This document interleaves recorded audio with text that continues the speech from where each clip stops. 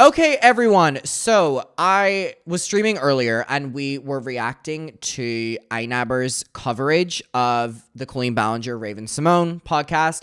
And I made it very clear here that, again, I'm pulling back on my coverage of all this. I'm trying to make a conscious effort not to be so consumed in it. I feel like I'm doing a better job than normal at it. However, I really like iNabber Fraser's content and I really wanted to watch it anyways, and we stream all the time, and I just decided to upload it on YouTube because the muckers wanted to watch it as well. Now, there is a part two. There is a part two to this at the end of it, and everyone was telling me to watch it. Here we see it right here, and I am going to watch it, but first and foremost, I just want to say something, and please hear me out.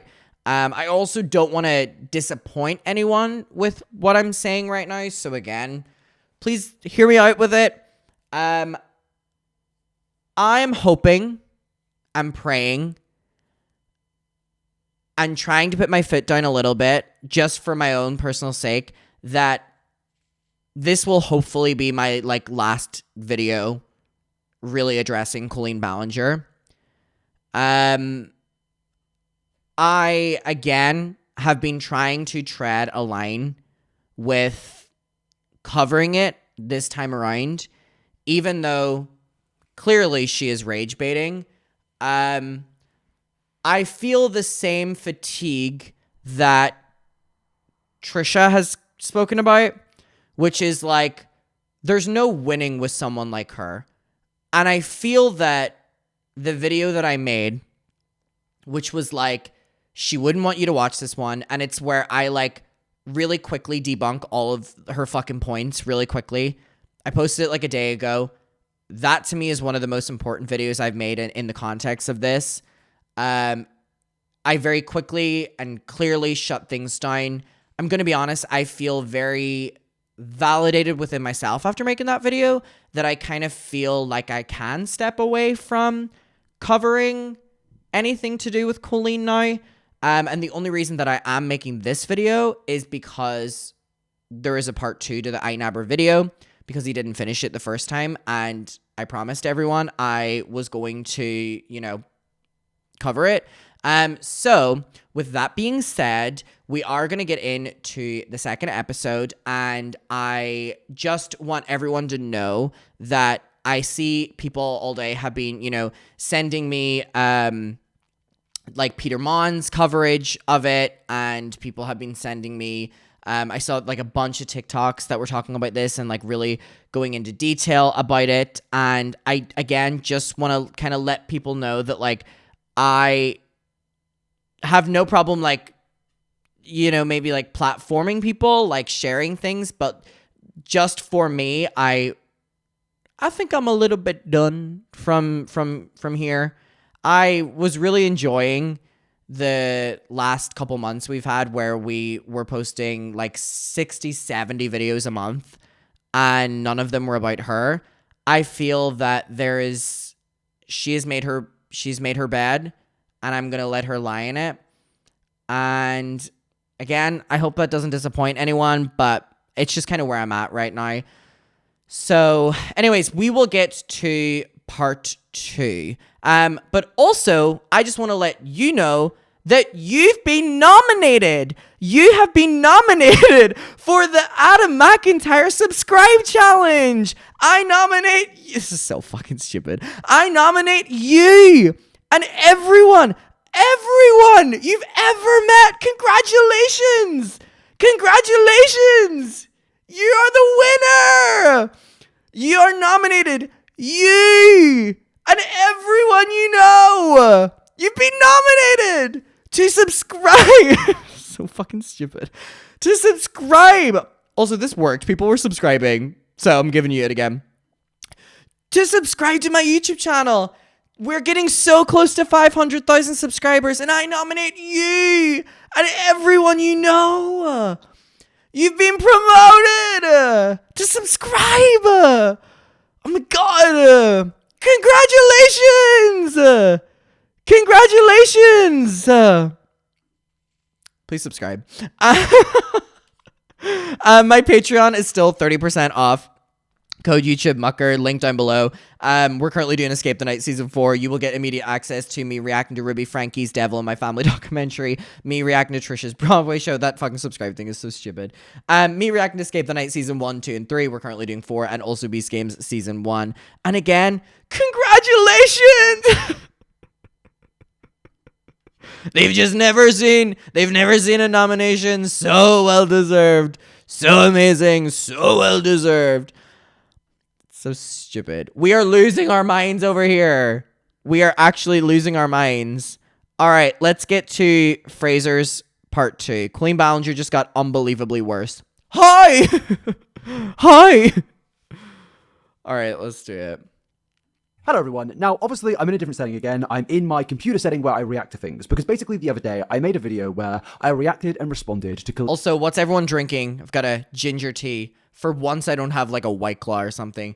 We're sensible today with a ginger tea. Colleen Ballinger's latest apology, response, and basically what I want to do here today is kind of like a part 2, because I didn't actually finish the entire podcast. I missed out the last 15 minutes, and I've had a lot of people say to me, Fraser, you need to go and watch this 15 minutes. There's a lot of stuff in it that you missed out, and it's a lot of stuff that I think you'd be interested in. There's conversations surrounding Jojo Siwa, and just in general where Colleen Ballinger is at right now with life. But before we do that, I also want to speak about how this has gone down. So yeah, in my video originally, basically we just tore this thing apart. This was one of the worst apologies I think I've personally ever seen, and the fact that the title has changed is obviously like not a good sign, you know. When a title has changed on YouTube, it's either for algorithmic reasons. I've also never seen a podcast change their titles so quickly. Also, from Colleen Ballinger's actual apology video, brave ass title, by the way, Raven Simone, to Colleen tells her side. They were like, Colleen's actual apology video, exclusive to, she tells her side. They literally folded. They were like,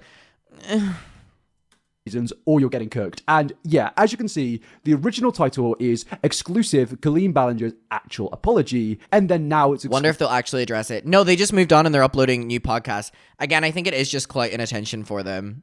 Whatever. Exclusive Colleen Ballinger tells her side. And yeah, obviously, this is because this apology, well, it wasn't an apology. As we went through in my video, it was just one of the worst and weirdest responses I think I've ever seen. I highly recommend watching my first video before watching this one. It was a great video from Fraser. Just how bad this was. I was genuinely dumbfounded, and I do not use the word dumbfounded often. Dumbfounded? Look what happens when we listen to British creators. We get like the smartest vocabulary ever.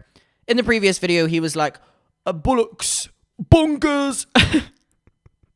Colleen Ballinger's fucking bonkers. I love Fraser. At how weird and bizarre this was. The two hosts on the podcast were basically on her side for the majority of it. There was an occasional... Miranda was fucking up her ass. Raven Simone didn't want to fucking be there. Combative response. But overall, it was just a really, really bizarre thing. And yeah, obviously, not an apology. And now it's Colleen's telling her side, which she definitely is telling her side in this. That is definitely a way to put it, because... I mean, she's definitely telling a story. I'll give her that. I mean, the same story over and over and over and over and over again. It's not an apology. The only time she ever says sorry, she goes, I'm sorry, and it looks... And there was a fucking jump cut! Allegedly. Looks like she's about to get into something, and then it just cuts. It cuts, and she carries on in this defensive format where she's trying to recontextualize the situation. She's trying to make it look... She's telling us something... a lot better for herself. And yeah, I imagine you've all already watched my video or other people's video or Colleen's, or whatever this is. So yeah, I just wanted to give you, you know, the gist of what was not whatever there. This haven't is. Watched anything to do with this. But also, what I want to do today, I want to go through the facts, man. I want to go through the facts, because in my video, I was talking about my previous video I'd done in it, which was this one. Ooh! I look chopped AF! Ooh! Goodness! Colleen Ballinger. That was scary! The horrific truth behind YouTube's worst creep. Now, I uploaded this 2 years ago. Video did 4 million views. Why has he disliked his own video? So that's my most viewed video I think I've ever had. Why has he disliked his own video? Your biggest hater is yourself. He disliked it because of how fucking chopped I look. Thank you very much, by the way. And basically, I want to kind of skip through, after we get through the first... Does he acknowledge why he's disliked his own video? You're your own worst critic, I guess. A few minutes. I want to skip through this because, especially this part here where it goes through the original situation involving Adam McIntyre. So yes, I'm going to be reacting to myself, who is also giving reactions to Adam McIntyre, who's giving reactions to Colleen Ballinger. I'm reacting to Fraser reacting to Adam McIntyre. Whoa! We're getting meta today, people. We're getting very, very meta. And then, yeah, I also want to speak about this because Colleen Ballinger, I forgot to mention, in 2020, she did somewhat address the situation. Now, this is a video which was, it was a mix of addressals on multiple things. A lot of criticism directed towards her Miranda Sings character and how she, you know, did the character in certain ways. And then I also want to briefly take a look at this, which, to be fair, most of it does come in my video, but that's all going to come after this. I just wanted to explain why we're here. But firstly, I mentioned this video that Colleen uploaded recently called Live Reaction to Taylor Swift's new album. And oh my god, her sobbing at "Good thing I like my friends canceled." She's like,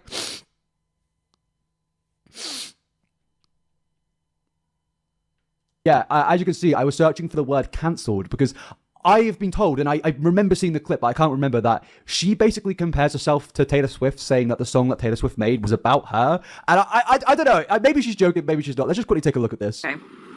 I promise you she is not joking. I promise you she is not joking. She feels seen and validated. Is my favorite song about a wiener? Oh no. Oh no, the next one's canceled. This one's about me. I don't hear this one. I'm scared. Okay. Yes.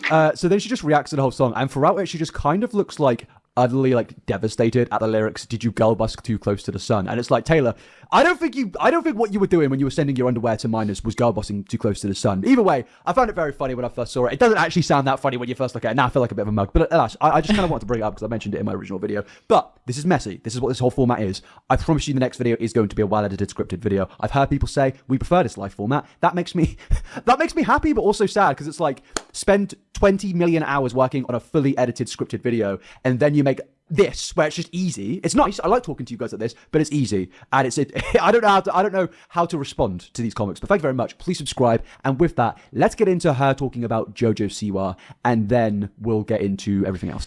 And also, her talking about JoJo is really interesting because, again, a lot of you guys were theorizing that the only reason this podcast exists was because they talk about their mutual friendship with JoJo, and did JoJo organize it? Because, again, we've continuously been like, why does this exist? Like, who does this benefit? Raven and Miranda are getting backlash, and Colleen is like getting backlash. Like, who does it benefit?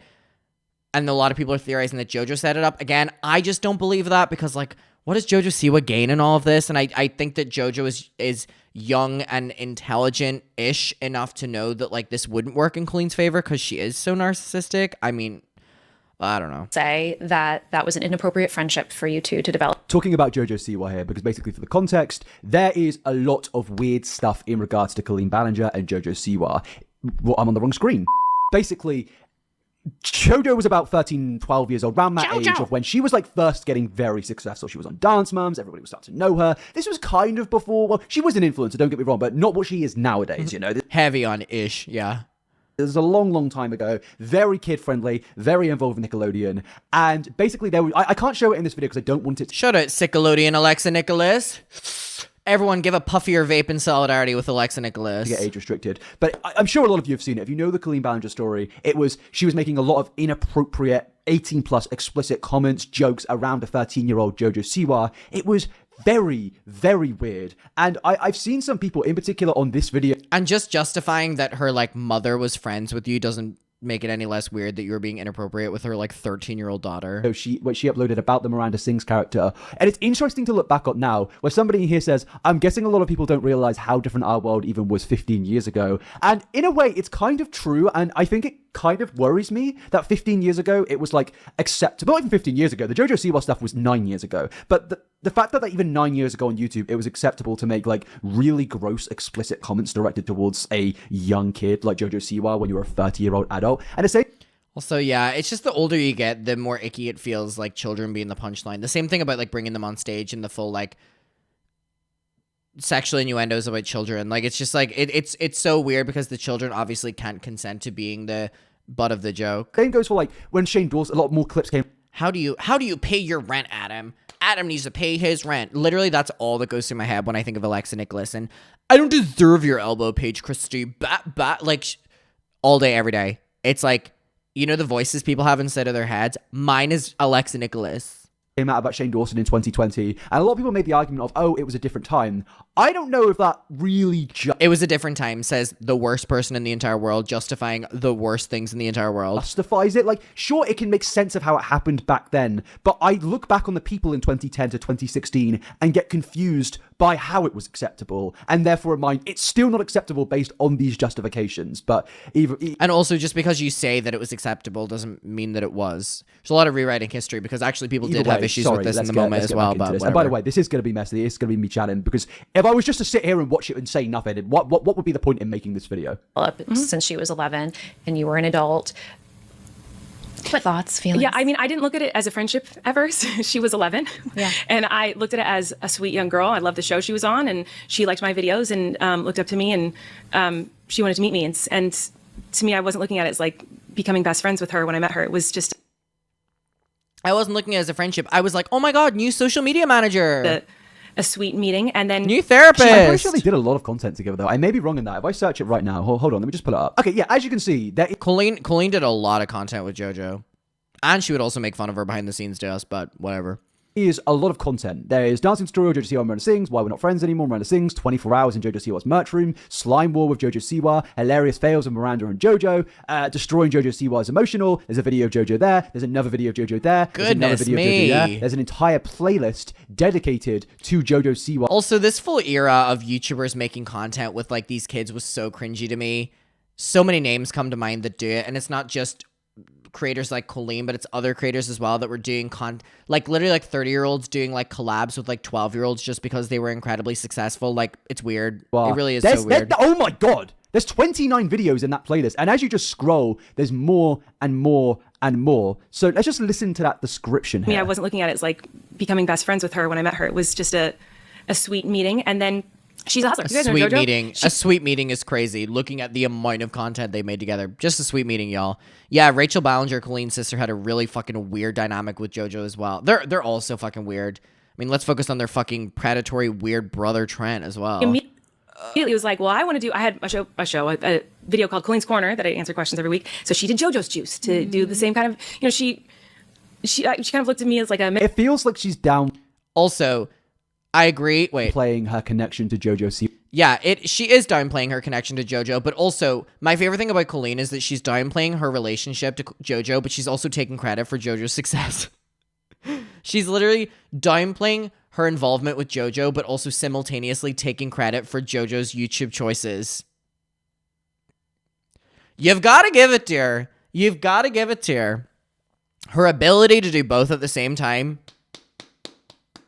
very impressive.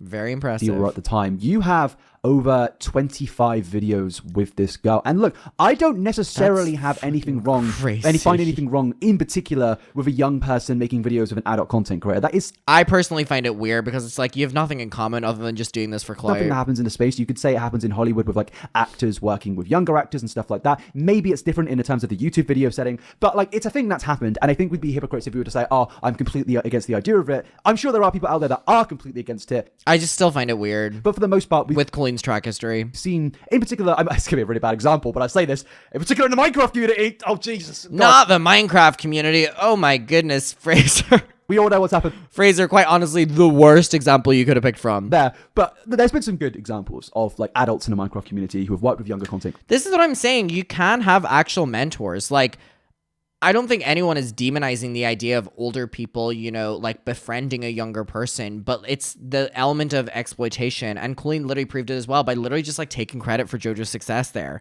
in JoJo creating all these shows because Colleen had them first, you know?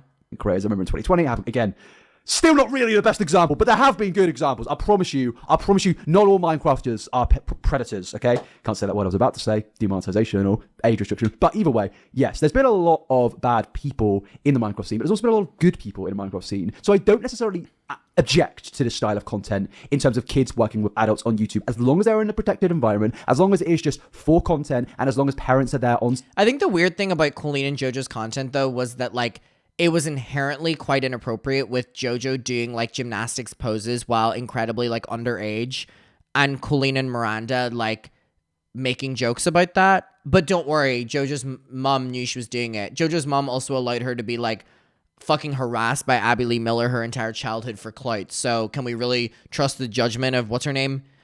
Jesselyn Siwa or something? Seen consistently, I'm okay with that. But the difference is that this content isn't that. We've seen the videos. Again, I can't play them, but there are some very inappropriate things going on in these videos. And these are, I don't think these, there's 11 videos are hidden here. So she's actually, I believe. So the fact that she's deleted 11 of these videos is, yeah. What do you mean there was 11 more videos?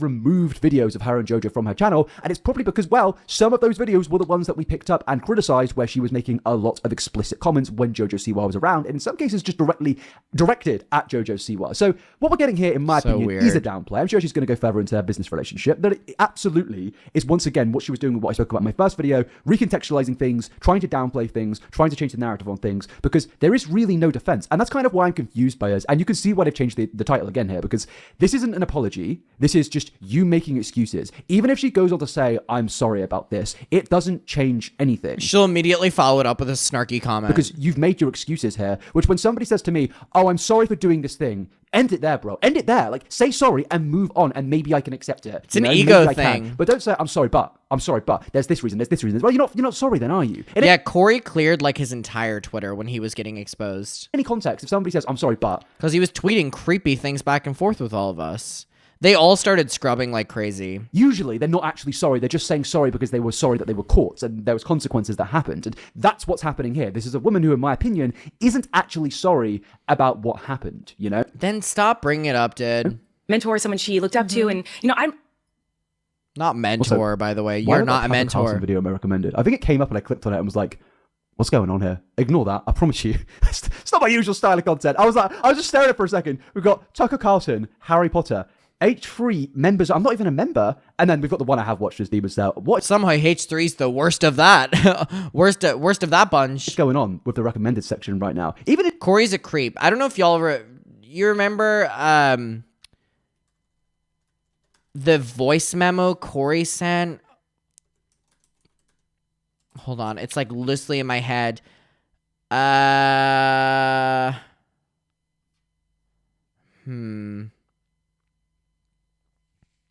Here it is.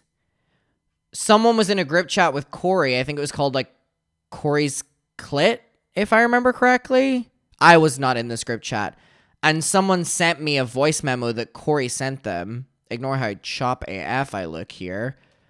Voice memo creepy Corey DeSoto sent to his group chat of minor friends because they were leaking DMs to me, basically. This is what Corey sent. Hey everyone, it's Corey. I just wanted to record a voice memo because I have like a lot to say. But first of all, I just want to say that like I love all of you. Like you all honestly mean so much to me. Oh my god. You have no idea. I know that it sounds weird because I'm a full-grown adult and some of you are younger.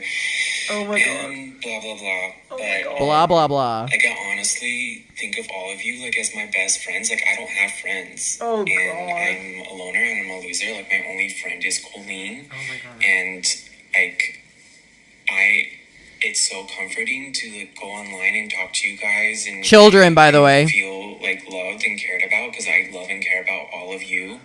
And I trust you and like I like with all my friends I vent to you and when I'm angry and I feel better and I feel comforted by you all and I hope that I can do the same for you.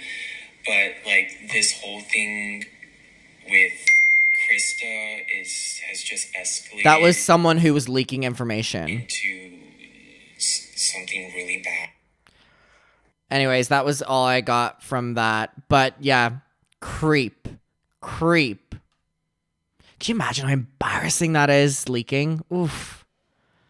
in shorts. Why have I got Daniel Radcliffe? I don't know. My recommend on YouTube is messed up right now. I don't want to speak for JoJo, though. I was just looking at me like, please, guys. I don't watch Tucker Carlson. I don't watch any political videos on YouTube. I don't. I've got better things to be doing in my life. We were talking about You're this. feeling emotionally validated by children. Yeah, I mean, it's. You can say this herself if she wants, but so over time we became friends because she was such a hustler. She'd want to collaborate. And so we'd get together and make videos together. Which is also very common for YouTubers and fellow people in the world to want to collaborate. I just kind of get a feeling about the what she's saying here. Every single time Colleen's like going through her arc, I can't speak English, her arc of where she's like trying to change the narrative, trying to recontextualize things. These two kind of jump in with like a, not like a defense, but comments which can normalize or make what Colleen's saying more acceptable. These two really confuse me. Like, It's interesting because Raven, for the most part, stays silent. That, like, I feel like the more I watch this, the more I'm figuring out the vibe that maybe Miranda wanted this interview and Raven just kind of went along with it and didn't research anything.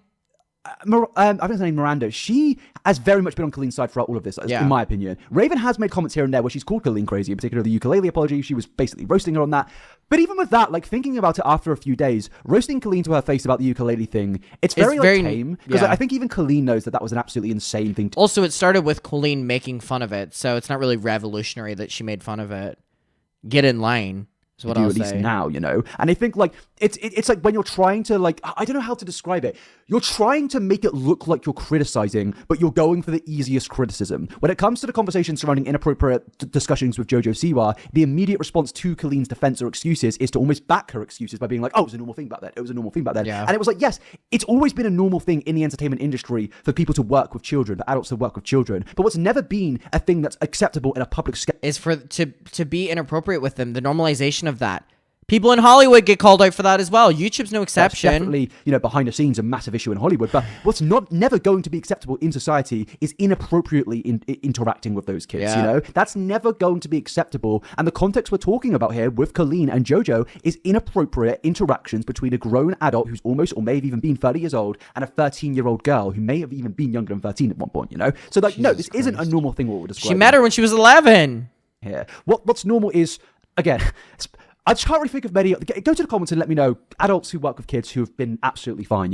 Like there is examples out there. I was going to say Minecraft, even in Hollywood, for example. I can think of not Minecraft. Fraser, I think Spencer in iCarly. He was very protective of the children. He was always making sure that they were comfortable and stuff like that. There's a lot of good stories there from as far as I know, and that's like an example in Hollywood of a good adult working with kids, and no one has a problem with that because that is a normal example. But what's going on here isn't normal. And get to know each other, feed off each other's videos. Right. So yes, we. Again, and even with like the working with Miranda Sings as in the character, when you really think about it, is it exactly appropriate for a 13-year-old to be working with a character? Which is why I don't think the excuse of, well, Jojo's mom allowed it to happen. Jojo's mom, again, allowed her to literally be fucking verbally abused her entire childhood by Abby Lee Miller just because she wanted TV clout and to be a show mommy. That woman's not valid here. In my eyes. Who, as we've seen, Colleen has described it as a very explicit character. You don't need to look further than the books that Colleen wrote under the character and guise of Miranda Sings to see that there is a lot of inappropriate content that comes out from Miranda Sings' character, and it does make you think maybe it isn't normal for a kid to be working with that type of content and that type of character, I would be a bit uncomfortable if I was watching, I don't know. And also, it's so funny that Colleen went from Miranda is the way she is, sexual because it was for an older gay men crowd, but then my crowd changed to, young teens and young kids. So then why were you still doing those kind of behaviors when you were actively filming with children? You're not in a room with gay men then. You're in a room with children. An 18+ show, but there is a lot of like explicit things going on, and a kid's on set. It would be, I don't know. It just doesn't work in my opinion. Became friends, but it always felt more like a family thing because I'm a big family person. So you weren't not this 11-year-old you find family. Friends, but now you are friends, and now you're family. Yeah, she went from mentor to family. I don't think things are lining up here. I love my family. I'm always with my family. We're always hanging out. We're always having family gatherings, and I think that. Again, I don't want to speak for her, but she liked to come over to our family gatherings and hang out with my family where we'd be. I don't want to speak for her, but she Wait, did you not just say that they weren't friends? We're at 4817. Just note that in there. I swear she said that they weren't friends. what thoughts, feelings? Yeah, for dinner because JoJo was a fan, and so she and another girl from the Dance Moms show wanted to meet me, so I went to dinner with them. Okay. Some people will say that was an inappropriate friendship for you two to develop since she was 11. But they weren't friends, but they were family, and she would come over to her house all the time for family gatherings. Right. And you were an adult.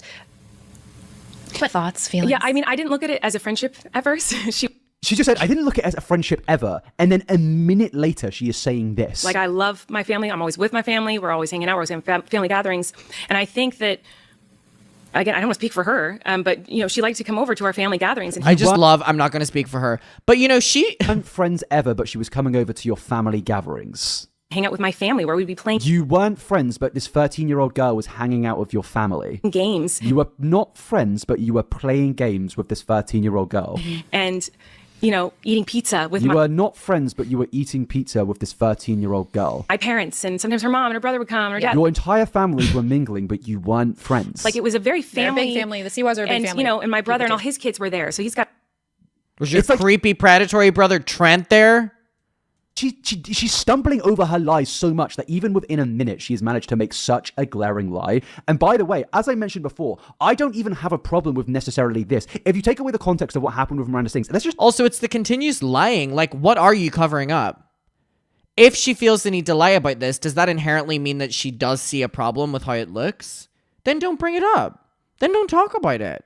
say like she was making videos as Colleen Ballinger with Jojo Siwa, and then they became friends off camera, the family became friends and stuff like that. I don't have a problem with that. I genuinely don't think that that's like a wrong thing to happen if they were working in a business thing, and then naturally, because there were families on both sets, they mingled. She's covering everything up. Oh, I know. They realized Don't they liked worry. each other. That's perfectly fine. That's, if anything, the most normal thing she's even suggested here. But she's managed to lie about it. She's managed to lie about something which didn't need to be lied about here. She said, we were never friends, but now she's saying all of these things. Oh no, we were a family. We were doing all these things together. My family met her family. We were eating pizza together. We were playing games together. It's like, why are you still lying to me about this? There is no need to lie about this. And it shows how desperate she is to recontextualize everything, change the narrative and everything, where she's almost willing to sacrifice friendship in order to make us think that everything that was going on there, it wasn't weird, it wasn't friendship, it was just business, and that was That is so crazy to me that she's willing to throw her friendship with JoJo under the bus, that it was never a friendship just for the sake of trying to like change people's minds on her befriending an 11-year-old. And it was just a character. Another and that was that. It's like, 11-year-old. Clearly not. You've admitted that it wasn't that. So why are you lying about it? 6 kids, and they'd all be there. And Good we'd all point. If you've said that it wasn't like inappropriate, then why are you literally provenly lying about this now, or at least stumbling over your words? be playing. The kids would be putting on performances, and we'd all be laughing and Oh my gosh, she's still fucking going. We get it, girl. We get it. Okay, you weren't friends. You weren't friends. playing it. So it always felt very like sisterly friends. You weren't friends, but you were. Did you just about to say she's friends as well? Is that what she's about to say here? Sisterly You weren't but you were friends? sisters. Performances, and we'd all be laughing and playing it. So it always felt very like sisterly friends.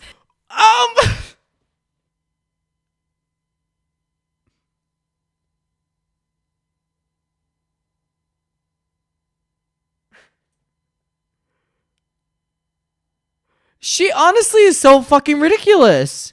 She goes, we weren't friends. 3 minutes later, we were like sisterly friends. So now you're seeing her caught in this lie. Can you imagine how much she's lying about the other stuff? And yet, It's like, I'm so confused why you're so easy at lying. Why are you lying about this? She lies And about also, everything. Why are these co-hosts You not guys are just picking seeing up it on this? now. Why are they not just sat there saying, by the way, 2 minutes Also, yeah, literally the fact that they're just letting her ramble, I mean, it worked out for us in the long run, shows that she's a fucking liar. But the fact that, like, are they listening to her? literally 2 minutes, 2 minutes ago, you said that you never saw it as a friendship. Now, she could say, oh, well, when she became 18, then we became friends and stuff like that. But it's like, come on, you literally just spent another 2 minutes So what? describing- That argument would be that she waited until JoJo was 18 to become friends with her? your family interactions. You knew each other. You She had a eating fucking countdown on her phone. pizza together, playing games together. Why would you lie about not being friends and then a minute later saying you were friends? Because when you were asked, the Right. reason she's done that, by the way, Right. is she was asked by the person on the left here, Miranda. People saying it's inappropriate about your friendship with, Jojo Siwa. What do you have to say about that?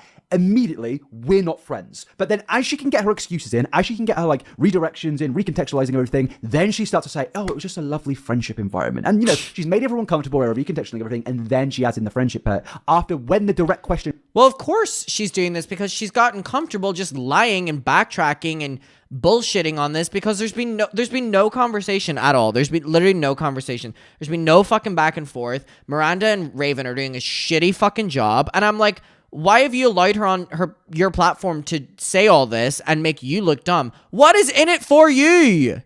What are they getting out of this? Comes denying the friendship. It's smart, but at the same time, it's actually the most idiotic thing you could possibly do. If you're going to lie like this, at least make the lie and then change the lie a few weeks down the line or months down the line. Don't lie to me 2 minutes. Just stick to a story, girl.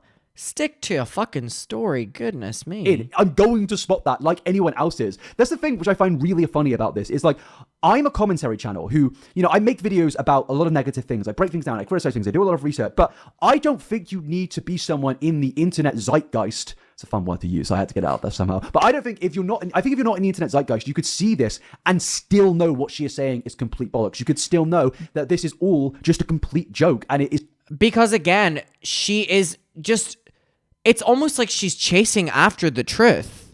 That she's getting caught up in so many lies. It just is so unnecessary. Yes, now that she's older, and I would definitely consider her one of my close friends, and I love her dearly. And again, so what changed? I literally just called this. I just said she's probably going to say when she gets older and becomes 18 plus, then it's a. So what? Again, I made a joke, but what? She had a fucking countdown on her phone waiting until JoJo turned 18, so they weren't friends until that clock struck fucking midnight. That's even weirder.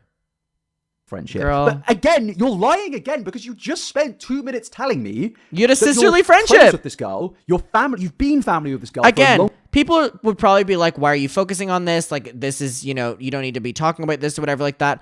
It's the fact that she is like choosing to lie about this and choosing to continue to bring this up and just like overtly lying that she does deserve to be called out for it. And again, if this is going to be my final time talking about this, then I just want you to know that she is the biggest fucking liar of all goddamn fucking time. Long time. Since you started making content, pretty much. It built into this lovely, amazing thing.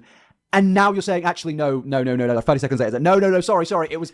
Again, if you weren't friends until she was 18 and you were making all those inappropriate videos with her whenever she was like a fucking tween, 11, 12, 13, you were just doing that with a random fucking child then? Weird. That's interesting that you're only adding that right now. Let's get that back in there. Sisterly friends, and yes, now that she's older, and I would definitely consider her one of my close friends, and I love her dearly. So what are we saying here? You were friends when she was a kid, but you're also not friends because now she's saying, now she's an adult. That's what I'm saying. Why couldn't she? Yeah, I agree. Why couldn't she have made the inappropriate content she made with her when she was a child? Why couldn't she have waited until she was 18 then? Why couldn't she have met her at 11 and then? If she saw something in her mentorship or whatever, got on with her career, let JoJo get on with her career and reconnected with her. Why did she have to have this sisterly friendship with her, filming with her, exploiting her, being weirdly inappropriate with her the entire time? She's an adult, we're best friends, or we're very close friends. But it's like, you just said to us that she was like family, she was like a sister. What world is that not like closeness? What world is being... And I believe that the reason she was doing that was that in 2025, when JoJo Siwa hears the news of what we're exposing Colleen for, JoJo goes, Colleen would never do that. She's my friend. That's what Colleen's aim was. On a friendship where they feel like a family member to you, not a very close bond of friendship. When I say my best friends are like my brothers and sisters, I'm saying that in a very close way. I don't just be like, I don't know, we Bob. Believe. My friend's Bob. I don't have any friends called Bob. Let's just pretend in a world I've got a friend called Bob, all right? And I say, spend all my time with this person, love them to bits, know their family, our families meet up. We spend Christmas together, New Year's, Bob got the fireworks out, we have some marshmallows on the fire. That's what Americans do, right? Marshmallows on the fire, a little whipped cream, stuff like that, It's an American thing to do, I guess. It's like doing The Simpsons anyway, but Bob and me, what's up? He's calling y'all big back. Brothers, I love y'all's hot dogs, though. 4th of July hot dogs, y'all do that right. We're like brothers. You do that right, America. We're just so close, man. But I wouldn't say we're exactly friends. I wouldn't say we're friends. Me and Bob are like brothers. Our families know each other by the name. We hang out on Christmas Day, New Year's Day, Thanksgiving. Love a bit of Thanksgiving because we're American, of course. We do that. But I wouldn't say we're friends. It doesn't make any sense. Obviously, I'm talking absolute codswallop. I'm talking absolute codswallop there. By the way, I love when I use the word codswallop because a lot of Americans don't know what that means. And I think it is just a British phrase to just mean like nonsense, lies, bollocks. Bonkers. Bollocks is another British phrase. Sorry, I do suffer with the disease of being British. It sometimes comes out. But yeah, what I'm trying to say is like she's so obviously caught up in a spider web of her own lies here. She's basically every minute she speaks saying something contradictory to the previous minute. I just can't believe she even has to lie about things that like arguably she doesn't need to lie about. Like that to me is crazy. Like is she fundamentally that much of a liar that everything she has to lie about? does every minute. It's exhausting. And I admire her so much. I think she's incredible. I was very involved with talking with her mother all the time, and Her mother also exploited her. Her mother allowed all those collabs to happen with you, and her mother allowed her to be literally fucking dragged through her entire childhood by a fucking grown woman, Abby Lee Miller. Chow chow! So I didn't really think fucking Jesselyn Siwa, who also fucking exploited all those kids on that fucking XOMG pop grip as well. I haven't fucking forgot that.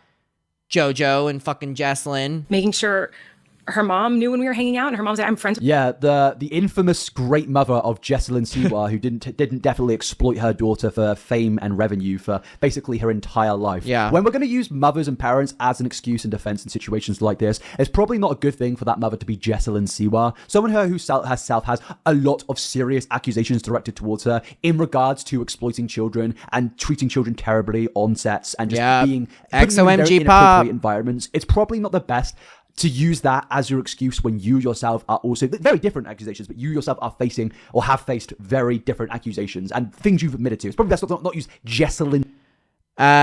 She's closer in age to JoJo's mom than JoJo. I'm sure she would say she probably mentally identifies with JoJo's age than JoJo's mom. Siwa. It's like if I saw a YouTuber get accused of something predatory, right? And they're like, oh, I didn't do these things. Likely thing for a YouTuber to get accused of. Guys, well, maybe we did, but maybe it was out of context. I didn't know what was going on. And by the way, here's James Charles to kind of back me up that he thinks that I'm a great guy. It's like, well, I don't think James Charles is the person we need to use here. Just like I don't think, again, very different situation. Justice Stewart didn't face predatory allegations, just lots of serious allegations of harm towards children on a set. Different, but still very serious.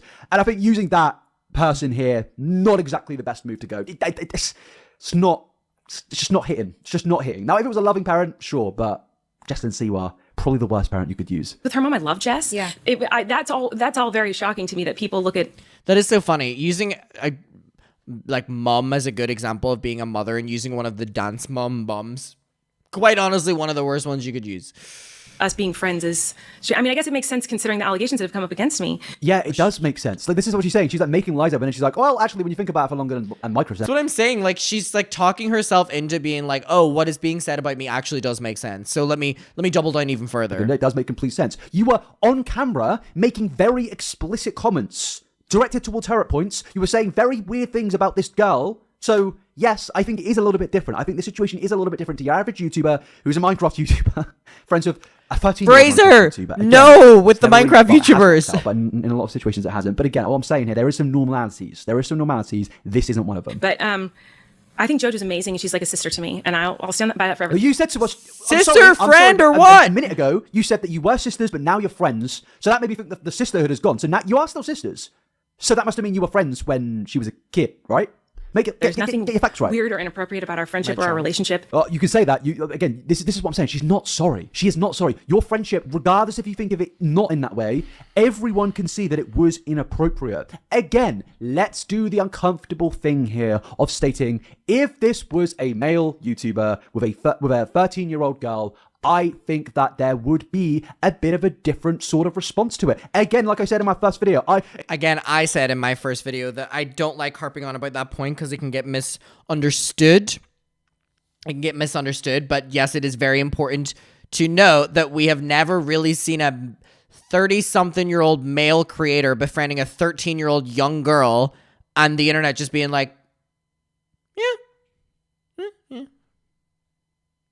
Makes sense.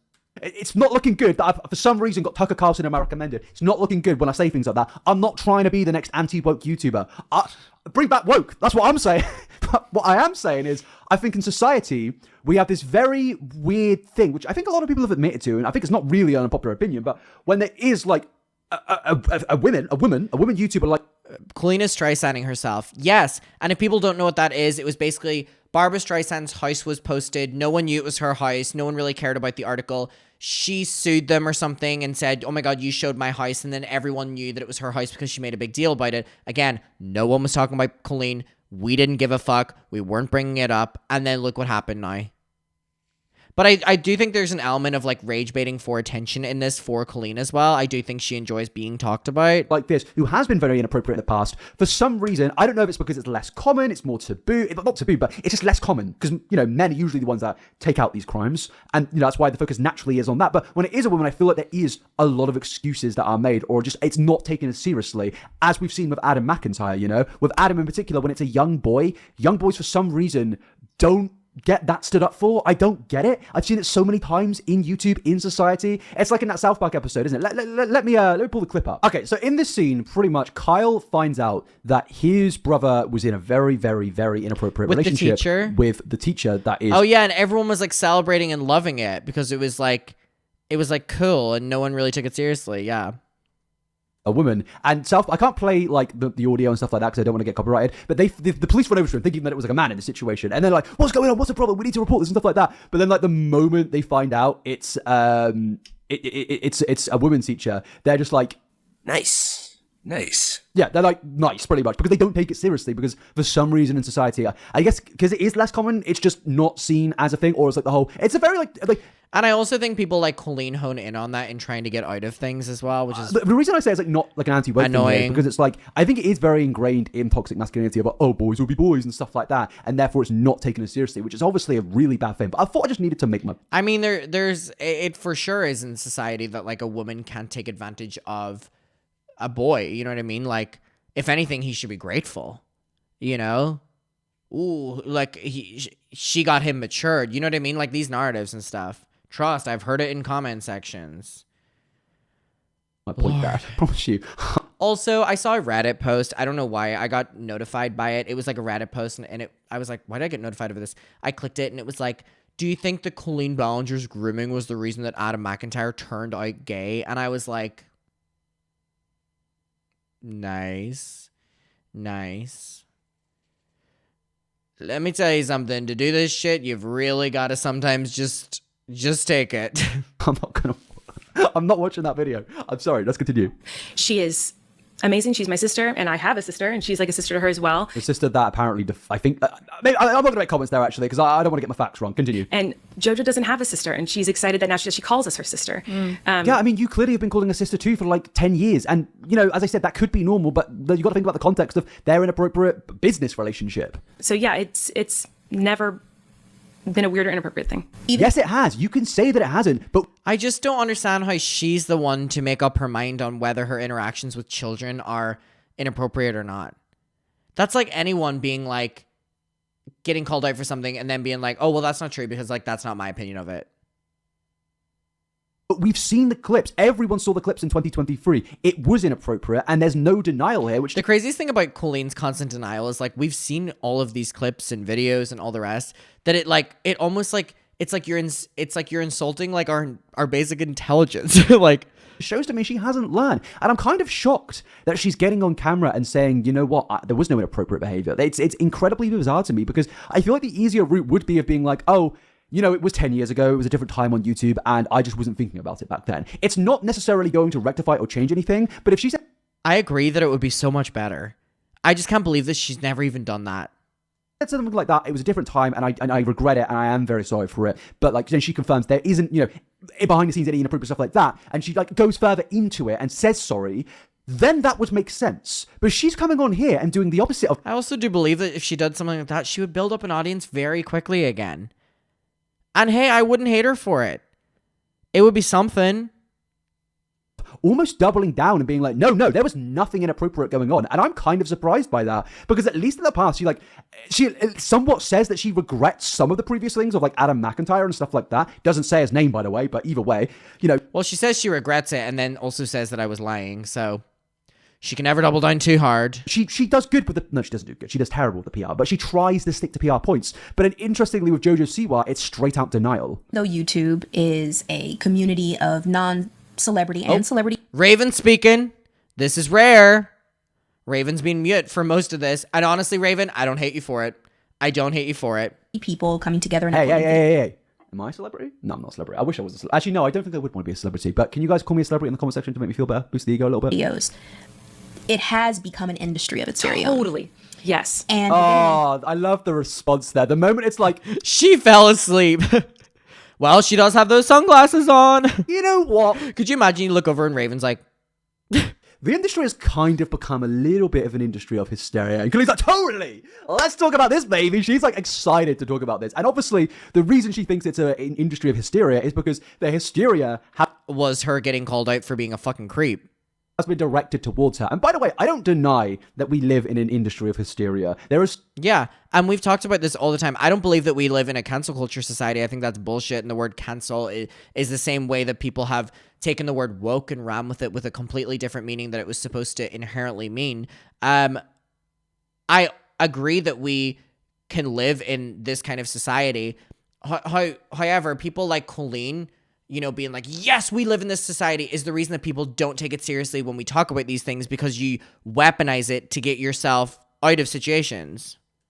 So much stuff that is blown up out of proportion, so many lies, so many mistruths, so much just recontextualizing situations to make them, you know, seem different to what they actually are. Ironically, that's exactly what's going on in this situation right here. But I don't deny that this is an industry of hysteria, but that doesn't necessarily... I'm not denying that either, specifically with the content that we make. But what I am saying, like I'm sure Fraser, you know, means as well, is literally just that people like Colleen use this the same way Jeffrey do. They weaponize these terminologies to basically downplay what they've done so they never have to address it.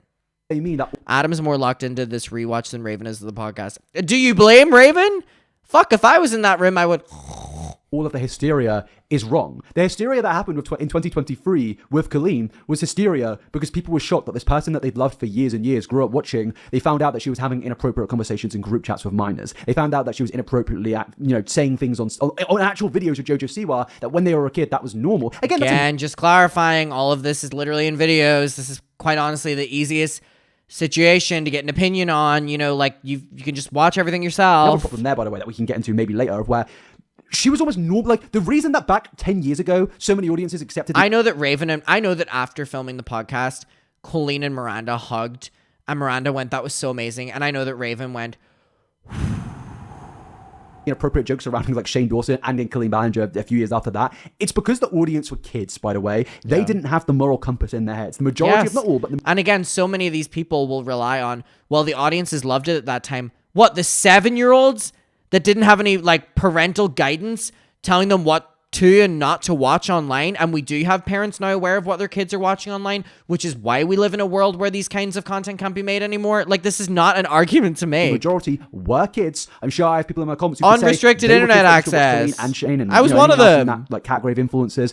And back then, the moral compass isn't exactly there because you are a kid and you look up to these influences. Also, why is the responsibility on children to tell you as an adult what is or isn't inappropriate to fucking make or joke on? And it's always these like people when they do like racist things or inappropriate things or transphobic things or creepy things. It's like, well, the audience loved it. You're blaming children as a kid. So again, I thought I'd just say that. But yeah, with the hysteria made sense because it was a pretty hysterical... Oh my God, Chloe, I laugh. There was such a massive expose. I did about 3 hours. I think one of my videos in Colleen was like 5 hours long. There was a lot to talk about. And I think naturally so, and you don't get a lot to talk about if there's no proof, by the way.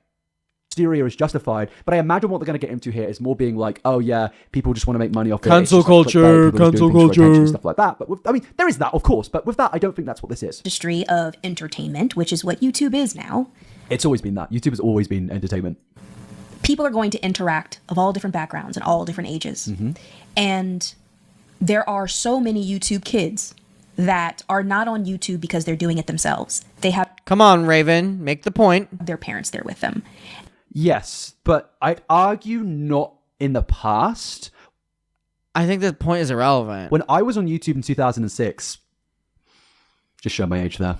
Painful thing to say. I had a YouTube account. I've been on YouTube since pretty much the creation of the site. I'm an OG. I was watching videos on the internet before YouTube, like the whole Badger Mushroom era, stuff like that. Sorry, I don't need to get my own stories out there. But either way, I don't think YouTube has always been a thing of where parents have been on your side being like, "What are you watching, little Fraser? Are you?" It's only in recent years because again, I think that like my generation specifically, and clearly Fraser's generation as well. Not that we're that much. I think he's 28 and I'm 23. I think the generation below me are the age where parents were aware that children could have access to finding dangerous stuff or inappropriate stuff on the internet. And I mean, my generation and above didn't know. We find it out ourselves. How many people saw a penis on Omegle and your parents never knew that you saw one? How many people here got fucking inappropriately talked to on Habbo Hotel and your parents don't know about it? You know what I mean? That wouldn't happen now. But it did happen then, and it's okay to admit it. We learned. If we learn from it. Watching a horrible thing that you probably shouldn't be watching at the age of 10. It's not always been like that. I think it's now only becoming more of a thing as parents and adults are more understanding and tech savvy. I think that with a new generation of parents who grew up with YouTube, it's way easier to monitor what your kids do on the internet. So yeah, now that's happening. But I'd argue in Colleen's heyday in like 2016, 15, 14, I don't necessarily think it was as much like that. There definitely was monitoring, but I think, just for the context here, I'm not, saying anything else other than this. I'm just trying to make people understand that YouTube now is very handholdy, but it hasn't always been that for the majority of the site's, lifespan, in fact. I agree with that. And we know Jess. There's a difference, though, in watching a video that's inappropriate and your parents don't know about it, and the creator of said video fucking reaching out to you and being fucking weird in your DMs. As well, we know the family. There will never, ever be a time where Jess is not aware of what JoJo is doing. Yeah. JoJo Siwa's mother is not an example to be using here about someone who looks after and protects their child. I'm sorry, there couldn't be a more ridiculous example than that. But that doesn't really change anything. We've seen let's be real here, people. Jessalyn Siwa is not the person to use. Literally. An article. As you can see here, JoJo promised them pop stardom. They say they were about the XOMG pop of JoJo and her mother exploiting these fucking kids. The trash. With Momager, Jessalyn Siwa's the star put together a new girl group, XOMG Pop, but after 4 members left, fans had questioned about what really happened, and I don't think it will allow us to go through it. God bless. It will allow us to go through it. Basically, if you don't know, I've done plenty of videos on this if you want to know more details, but the crux of it was, in particular, there was one person, I believe her name was Leah Sanderson, very young girl, I think she was 14 years old. She had a very, very rough time on this show. We covered this extensively, and it was horrible. JoJo and her mother are fucking crooked. They are fucking crooked. They make me so angry. The reason that JoJo, in my opinion, did the full karma's a bitch and the gay pop thing was to take attention away from the fact that her and her mother did this, in my opinion. Horrific on this show. We can read a quote here to really summarize Jessalyn Siwa. Okay, here it goes. Chloe said, "How do I tell my job? This is my real job about moderating. The concept of me being your boss, girl, you're fired. You're so fired. They've just never seen They've never seen an employee fired so quickly." They also alleged Sanderson was forced to work under intense physical duress, with Jessalyn Siwa, the mother, encouraging her to attend a video shoot just weeks after she underwent spinal cord surgery. In one instance, just days before the surgery, they allege Leah started bleeding through her belly button during a rehearsal for a performance at the Children's and Family Emmys, which was hosted by JoJo Siwa. Rather than encourage her to take a break, the Sanderson... And by the way, this to me was just looking like JoJo Siwa's mother realizing that she was losing control of being able to exploit her daughter, so let's find some new kids. Lord. Say Jessalyn Siwa told her to put a maxi pad All on of these people have just so many skeletons. It's crazy. So it wouldn't leak onto her costume. So no, I don't exactly think that this is the person that we should be using here as a way to justify what Colleen Ballinger has done. Some of the allegations and accusations, that's pretty much the same word, that Jessalyn Siwa has faced, it's horrific. It's awful, and I think she is probably one of the worst mums in the industry. How she's exploited her own child, but now how she's trying to shape JoJo Siwa into becoming... She's a wannabe Abby Lee Miller, which I would argue is worse than Abby Lee Miller. She was in the 2010s era with Dance Mums, with shows like this. It's horrific. It's terrible. So no, unfortunately, Colleen, and to Raven and Miranda, I'm not going to accept this excuse. And it is just a little bit ironic how bad of an example Jessalyn is. To keep people aware that we really do have to be careful in how we throw stones at people when we don't know the entire story. Well, Colleen hasn't even fucking told us her story yet. We know the entire story that happened here. Look at how Colleen's looking, by the way. She's like, please feel sorry for me. I look really sad. I'm sure you are sad because you're not making millions every month anymore. But either way, what she's saying there, by the way, another deflection, another excuse. And I think I've gone through 5 minutes in 40 minutes. I'm surprised. I did not realize. This is why people said to me, you need to go back through this. You need to go through this. There is a lot going on here. And yeah, there is. I didn't realize how bad it was in this last 15. And with quotes like that, it's very clear to me that these people are on the side of Colleen Ballinger. They may deny it. They can change the title all they want. They can even bring down the podcast episode due to backlash. But at the end of the day, it's not going to change the fact that on this podcast, you basically defended her by stating that people don't know the story, people throw stones at glass windows, whatever the phrase is, way too easily. You are inadvertently or just directly defending this person. When there is a culture within the entertainment industry. Good. There should be a culture of people that look after children that are... I just can't believe that a child star like Raven Simone is siding with her and what she did, and siding with Jesslyn Spears. Jesslyn, is that her name? Jesslyn Siwa? I really can't believe it. Like, how the mighty have fallen. How the mighty have fallen.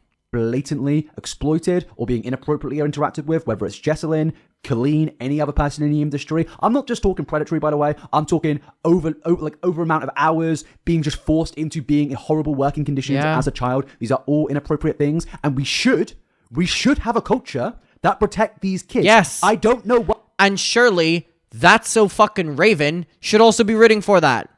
Why it's being portrayed in a negative way, to have a culture of people that do get hysterical when they find out that kids are being inappropriately interacted with. It's very weird that we're actually saying that it's almost like a negative thing that we live in this culture of people holding celebrities and influencers now to a standard that they have never actually been held to previously. It's crazy. Up until, I don't know, 2020, maybe a bit before that, 2018, there was this weird era of where people could get away with so much stuff when it came to kid influencers and celebrities. Go look at like old TV contracts with how kids had insane hours, how they were basically never in school, how they were completely... The concept of there being anything but positive opinions of kids like getting more protections is crazy, specifically coming from a child star. Taken advantage of in every single situation in the industry of Hollywood. And again, that happens in YouTube as well, in different contexts, of course. So no, I don't think it's bad to have this culture of hysteria personally. That not a lot of people understand. Mm-hmm. So much has happened, and I can only imagine that having to absorb and internalize all of this a lot. It's crazy, just the phrasing. It's almost like something so bad has happened to her. Like something so bad has happened to her. A lot of it must have Give made me a you break. have to change. Okay, so this is kind of where we got to at the ending of the last video. I kind of skipped What do you mean that something has to change? Clearly nothing fucking has. through the literally all of the... I don't know how I skipped through the Jojo Siwa bit, but either way, I wasn't going to go into this, but apparently there is quite a lot here, quite a lot I'll be interested in, so let's get into it. about some of these changes you've gone through since the height of the controversy. Well, I'm much more anxious now. And Oh, I think brother. that is just what is going to happen in a situation like this, unfortunately. Like, I don't wish anxiety on anyone, but at the end of the day, you were caught doing something... I don't give a fuck what she goes through. I don't give a fuck if she gets anxiety. Jesus Christ. very inappropriate, and you responded to it in a terrible way, and you made a terrible apology, and even 2 years later, you still haven't made a correct apology. You made a statement in 2020, which wasn't really a good statement at all. It just completely deflected from everything, and you basically lied and recontextualized and redirected everyone in the situation, which worked for 3 years. But now, because of that, it was like you were building logs, like just on top Literally of each other, loads of womp womp. firewood, and then one day the fire just got started, and it just blew up into flames. What were you really expecting? You have been inappropriately acting with kids in a certain way for a while. I don't really get what you thought. The anxiety, unfortunately, well, I mean, it's just it's a consequence of what happened. Like, I don't want to wish that on anyone, of course, but at the end of the day, you shouldn't have been doing the things that you were doing. I've been through so much therapy. I really love to know what they'd say. Okay. You've been through so much therapy, and this is a reflection of it? Therapist named now. Colleen, we understand why you're feeling anxious. The entire internet's been after you. But realistically, it's probably going to get a little bit better if you just don't send kids your underwear. That's what I'm saying. But also, what therapist would suggest that you would reignite this and not be willing to change the trajectory? Like, you're just rehashing stuff and actually doubling down and fighting us again. Like, what therapist would... Is this another, like, Kendra situation? Chat GPT? Underwear? Not Katie Morton. Someone tagged me and they were like, Katie Morton's book was in their school library or something. I was like... I think that's probably going to be the best way to deal with the anxiety. Just make sure that you don't get on a Henry. live stream and send a 13-year-old your underwear. Just make sure you do that, and I think things will be okay. And I also just think I go into kind of everything with a different perspective than I did before. With the perspective of not sending kids your underwear. That's a good perspective to have, I'd say. I mean, when I responded to By the way, again, she's doing the Ned Former tactic here of being like, It really is embarrassing getting compared to Ned Fulmer. I don't know who's more embarrassing, Ned Fulmer or Colleen Ballinger. now do these completely normal human functions that everyone else does. after the controversy, I've learned, guys, I've changed. I've realized that, sending my underwear to kids, not a good idea. I'm going clothes shopping later, by the way, guys. If I accidentally buy some underwear and send it to you, I humbly apologize, but this is just a learning lesson. Also, what's so crazy that Fraser really pointed out that, like, I forgot to hone in on in my video was that she was like, I wish someone had told me, like, I wish I had someone on my team, like, implying that someone on her team would have been the reason that she wouldn't have sent lingerie to me when I was 13, because, like, they would, like, not that she would have known in her head that that was weird, but if she had hired someone to tell her. Okay. I'm trying to go through God's life lessons of not sending underwear to kids. I'm just trying to go through it. Please accept it. I'm not going to do that, by the way. Obviously, just a joke. Please. Thing. I was really thinking about the whole situation from my perspective, obviously. Oh, well, I don't think. Of course you were looking at it from your fucking perspective. Jesus, there isn't another perspective for you. Goodness, I know her therapy sessions are bonkers. Bonkers. You should be thinking it from your perspective, Colleen. You've probably arguably been thinking it from your perspective way too much. I can't lie. Like, these people have shifted their opinion who are laughing with me, and now they're not. And that's also so crazy. Again, is further putting the responsibility on other people. Kids, by the way. You guys were laughing at me. No, you're not laughing at me. There's a reason for that, babe. Yes. Obviously. Like, there's no grand method. She doesn't get it. She really still doesn't get it. It's crazy. I don't know how fucking dumb she is that she continues to bring this up when she's actively showing that she is stupid. Mathematical equation to why that's happened. It's you were caught interacting very inappropriately with your young fans. There's no. Is there need to go to therapy over that of, like, working out why these things happen? Like, do you need someone else to debrief you on why that's a problem? Lord. Happened, because it's very obvious. I get going to therapy to deal with your anxiety and depression and coping mechanisms and stuff like that. That makes sense. But I guess talking about it is always, you're going to have to. But it does just sound a little bit weird that you're saying all these things. But to me, it's very clear you actually have. In my opinion, she goes to therapy to have a therapist basically talk her through her venting the fact that she can't go on tour anymore. She can't release a book. That's clearly what she fucking cares about. Accepted what you've done. It seems that you're actually more. And also, it's like, if she was so desperate for that back, why wouldn't she have just done the acting role of her life and faked an apology to us? I tweeted back in June of 2023, if she apologized, I would never speak about her again. She could have shut me the fuck up ages ago. More defensive than you were 2 years ago. Instead of thinking about, like, well, why? I was like, that's not fair, Wait, I'll let her speak. Maybe I'm missing something here. Which was the wrong reaction. Good thing I let her spoke. Good thing I let her spoke. And so now I look at things a lot differently, just in general. She saw this happen. She was like, that wasn't fair. In life, even if I feel I have been wronged in any way or whatever, you haven't been wronged in any way. I'd argue. I can't believe that she is continuing to double down and that she was wronged. By who? By who? I would argue that you've actually got off pretty scot-free. I mean, right, you're doing like... That really is such a great point he's bringing up. She keeps reiterating how wrong she's been done. You still post on YouTube. You didn't face any ramifications other than losing short-term deals. You actually have been severely unaffected by this when we look around at other creators. Like Taylor Swift live reactions on your main channel, and you've still got 3 million subs. Like, let's be real. I mean, she's not exactly that relevant. She's getting 30k views a video in the scope of things in comparison to what she used to be doing. It's not good, But at the end of the day, like, she's still got somewhat of an audience here. Like, if we go to a comment section, look at this. Look at these comments. Proud of you for going on that podcast and for your growth. I still see you're growing and healing, and that's okay. Haters be hating. Also, the fact that she cherry picks her comments is crazy. Like, I just want to see what an unfiltered comment section would look like on her videos, because, like, her vlogs get like 90 comments, which are obviously cherry picked favorite one. Like, is she cherry picking them? And then you look at the Raven Simone podcast and it has like fucking 9,000 comments. Haters be hating. What? Sorry, but I don't think I've made a video on Colleen Ballinger in 2 years, by the way. I feel like I could have. We all had dropped the situation. She brought it up again. Planned to, but I didn't, There were times where I could have made video on her, like, school trip, which was incredibly funny. It was funny to see, There was times where her sister was saying things on certain podcasts. It was times where Colleen went on, she had JoJo C. That's, oh my God, all these things as well. Yeah, we could have all made videos on them. Well, on her podcast, and I could have made a whole direct video on it. We didn't. But I didn't. I covered the JoJo one a little bit in a JoJo Siwa video, but I didn't. So I wouldn't say the haters are hating, personally. I'd say that we are fairly criticizing a god-awful response video And that's absolutely fine. Like, am I meant to see this response and think, oh, this is really bad, but I'm going to be the mature guy. I'm going to sit on the sidelines and just say nothing, guys. I'm going to be the mature one here. No, what are you talking about? People on the internet are genuinely hilarious, man. I've lost the tab again. I've got too many tabs open. Okay, let's continue. Haters be hating. Don't let them discourage you from the progress you've made. And don't... Progress she's made. All right. She needs the attention. I honestly do believe that that's what keeps her going.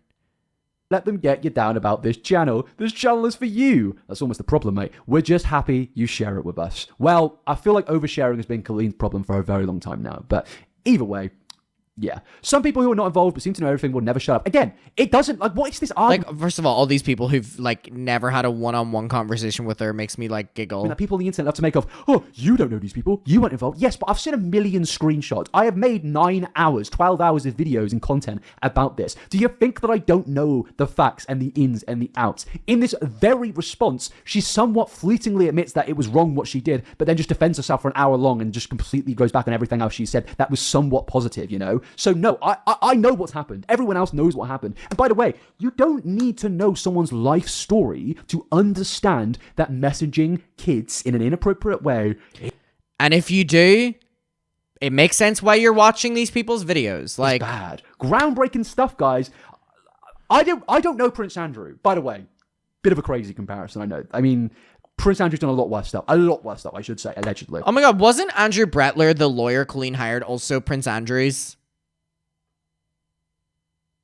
I don't think she works with him anymore, but he did represent her when the Toxic Gossip Train was posted. Of course, don't sue me. But, you know, I don't know Prince Andrew, but I know he's a bad bloke. All right? I know he's a bad bloke. I don't think she cares about her image as long as people are seeing her. That's the problem. Yeah, she honestly just lives off the attention. I don't need to know the man's life story. I don't need to know where he shoves the crown jewels. And she openly admits that. She openly admits that she, like, lived for the validation of the kids that watched her. I don't need to know that. But I know he's a bad bloke. And again, not on the same level of Colleen. You know, just like I mentioned earlier with Jesselyn, she's not on the same level of Colleen. But what I'm saying here is, bad people, I don't need to know their life story. I don't need to know this person's life story to know that what they've done is bad. I don't. Let me give it a non-inappropriate person. Well, it's inappropriate, but not in this type of context. If he says a Minecraft YouTuber... Video, this just comes to my head for no reason. There was like a video of an old lady getting a cat and throwing it in a bin in the UK, and it was left there for like 2 days. Survived, by the way. You know, it's fine. But either way, I saw that, and the rest of the British public saw it, turned into outrage. Went even over to the America. People on websites, forums, they were trying to find out who this person was. They were going to task. They didn't know her life story, but you know the action of throwing a cat into a bin is obviously inappropriate. So, long story short, I know that the inappropriate actions that this woman was doing in group chats is bad, a great point. And I don't need to know the ins and outs of her life story to know that that's bad. Okay? Sorry. Also, if you have to, like, try persuade us about your life story and what it brought you to making that decision, it shows that there are elements of you that understand what you did is wrong. If you're having to, like, sell us a story. That took a while to get to. My go-to now isn't like, that person's wronged me. It's, what are they going through? Why did they say that? What's the root here? Because No, why am I in it? Why is she, like, referring to what we said?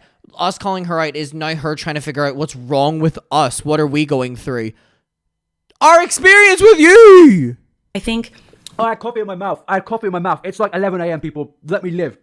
That is an insane thing to say on a video that was originally titled Colleen Ballinger's Apology, because what she's saying there is she doesn't exactly believe anything that people are saying, and it's just, oh, I'm going to be the morally virtuous person of saying, hey, my haters are going through something. And whilst I don't agree with what they're saying or believe anything that they're saying, and I think they're complete lying, terrible people who I hate, and I, would like to see them removed from the platform, I am coming at this from a place of empathy and understanding.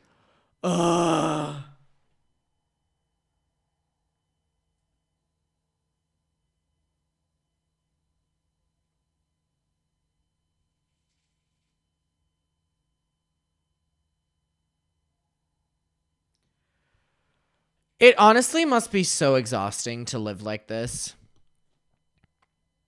Also, I just wonder how stunted you are as a person that, like, your immediate response is like, what are these people going through that made them say these things about me?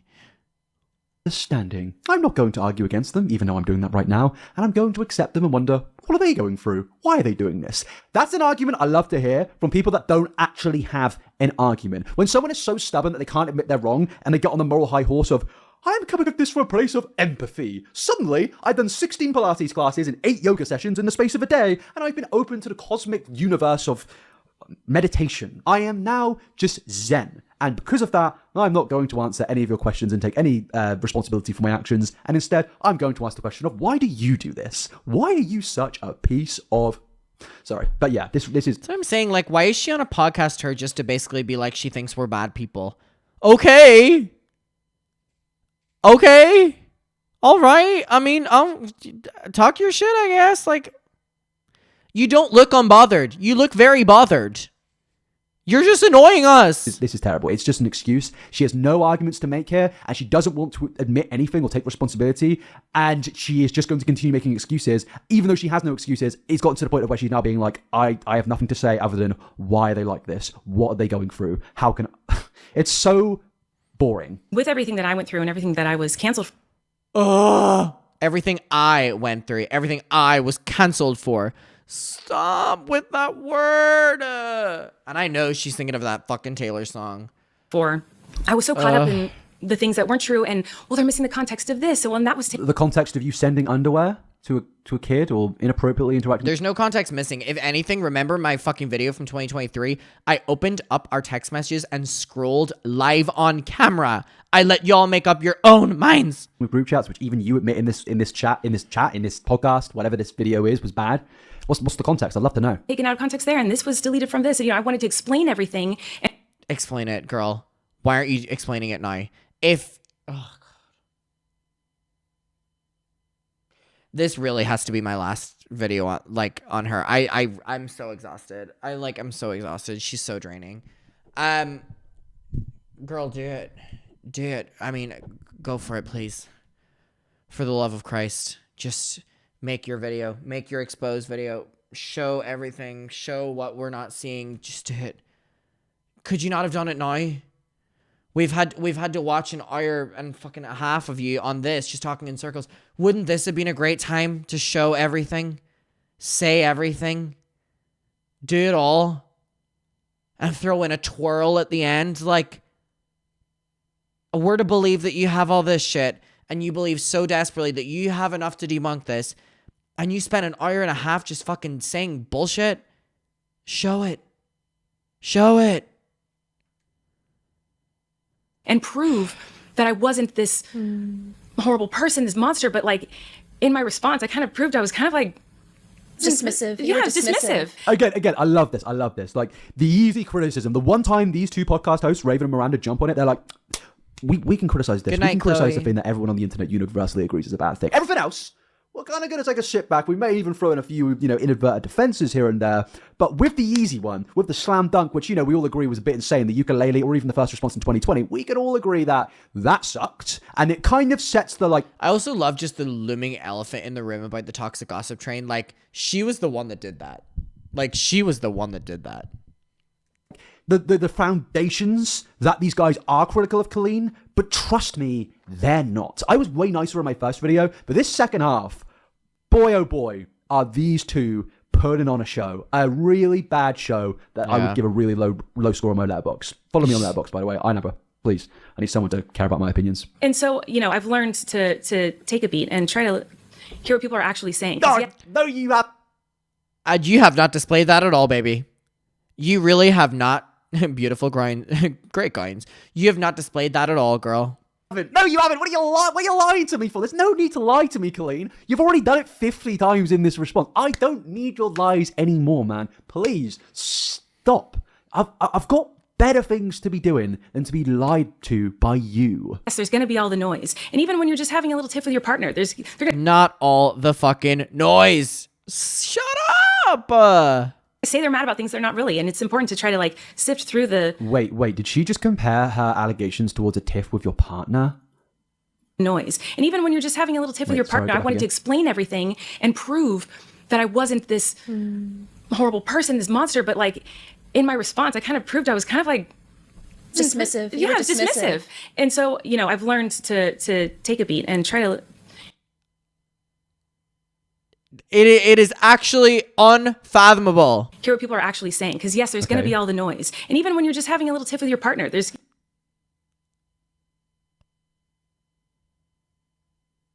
She definitely rehearsed these answers. Her looking in a mirror and coming up with this. This is the best she came up with. They're gonna say they're mad about things. It sounds like to me, in regards to my the context God. of her saying you're going to hear all of the noise, she's basically stating, "Oh, all of the actual real criticism I'm going to avoid, and I'm just going to go and speak to people that I can handle and accept," which translates to people that aren't exactly critical of her. They're not really, and it's important to try to like sift through the. Yeah.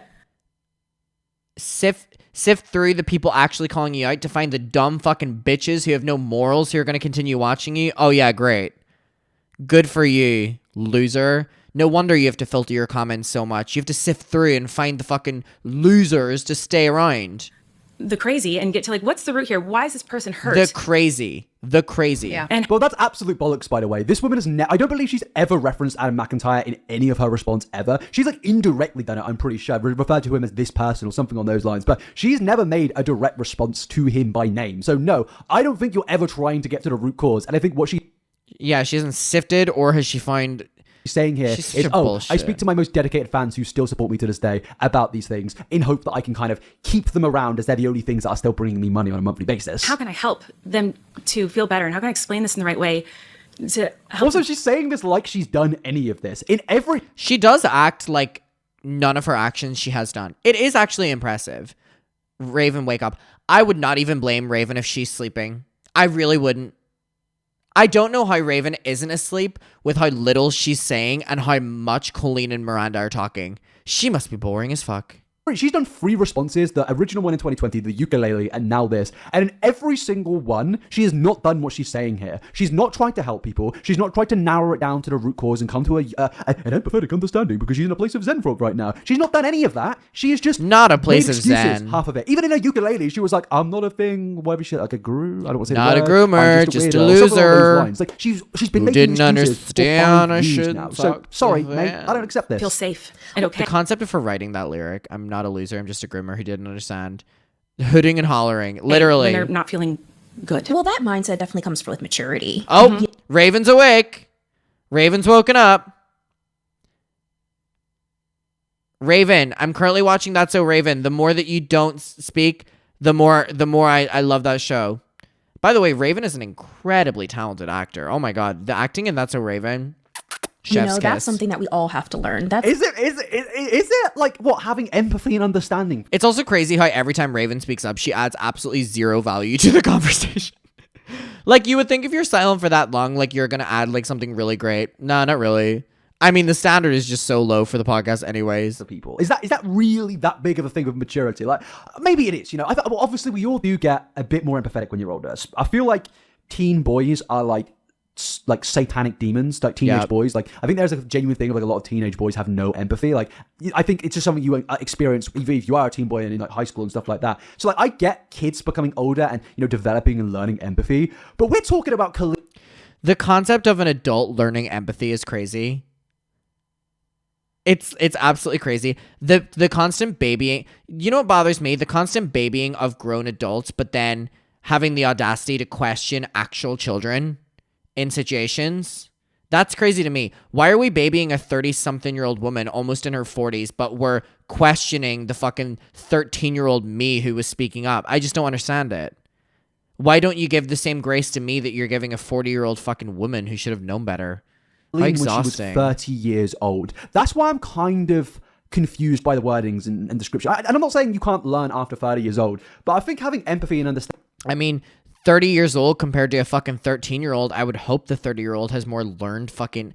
Like, this is so stupid To the point of knowing me. that not sending underwear to kids is probably the right way to go about it. Sending the underwear is not a good thing to do. And I feel like most 30-year-olds understand that. That's I why I'm so hope. confused by this. They're speaking like It literally is the infantilization. It really is. a 16-year-old. They're speaking about how like she's this person that came out with onto YouTube with no life experience, but she was a grown adult. Like, she had life experience. So yeah, I searched up the ages and I searched up the facts, okay? So Colleen Ballinger is 40 years old next year. And that's like, I'm not age shaming here, but I am saying that how she speaks on this podcast. And by the way, I didn't... She literally speaks about herself like she is a fucking 16-year-old girl. Like, fundamentally, her problem is her constant infantilization of herself. That's why she's like, they were my friends. About weenies. We were all 13.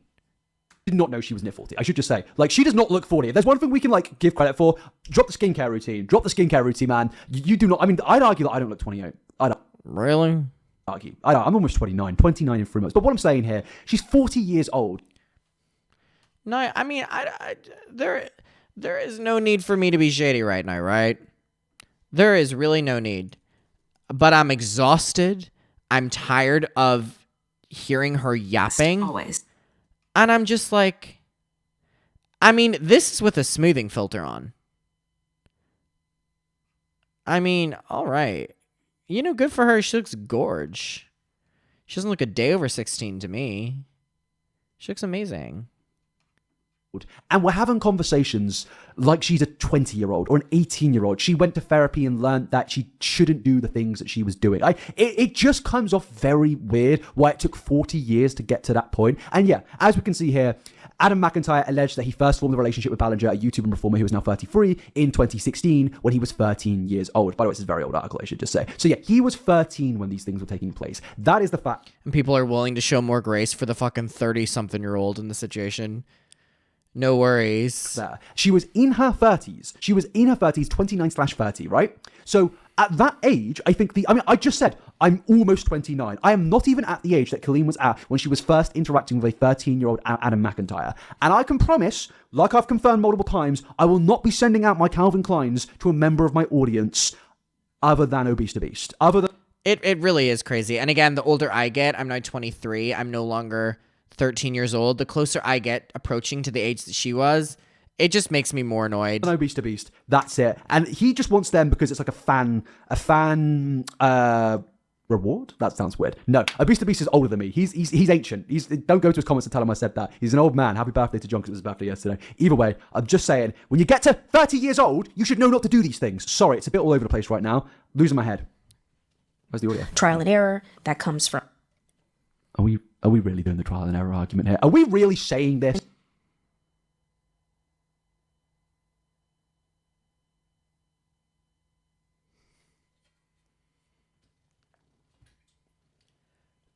How is it that every time Raven speaks up, she says something fucking just tone deaf?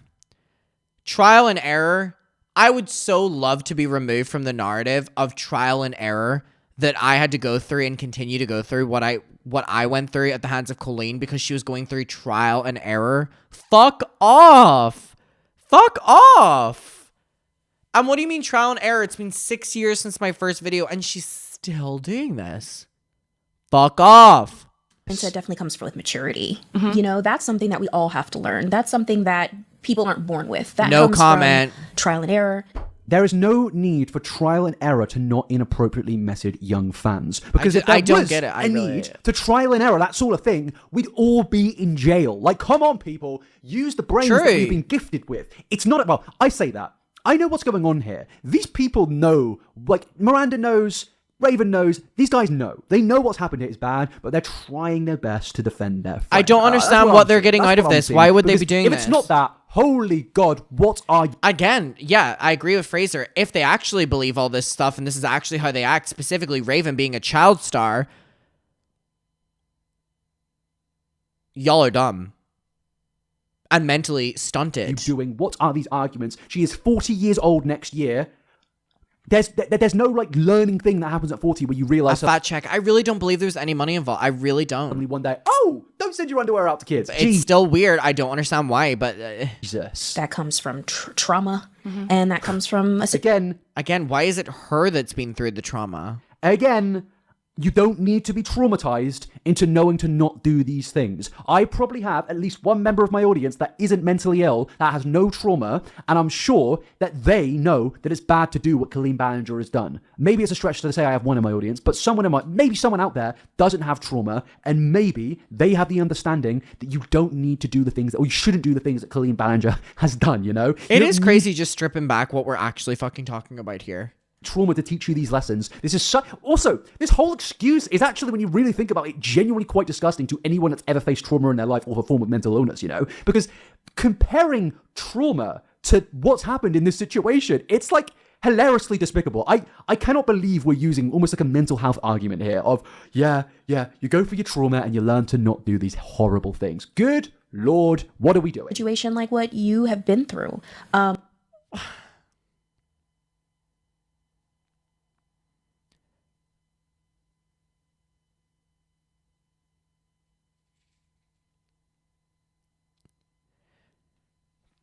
You must be severely emotionally stunted to constantly victimize yourself in everything. Knowing that this lives online forever, how are you going to explain this to your children? Yeah. How are you going to explain to your kids? Look at the face. That is the face of a woman, a person, a human being that just realized, oh God, my kids are going to get on the internet. Also, imagine your kids finding out, by the way, that you were doing this whenever they were born.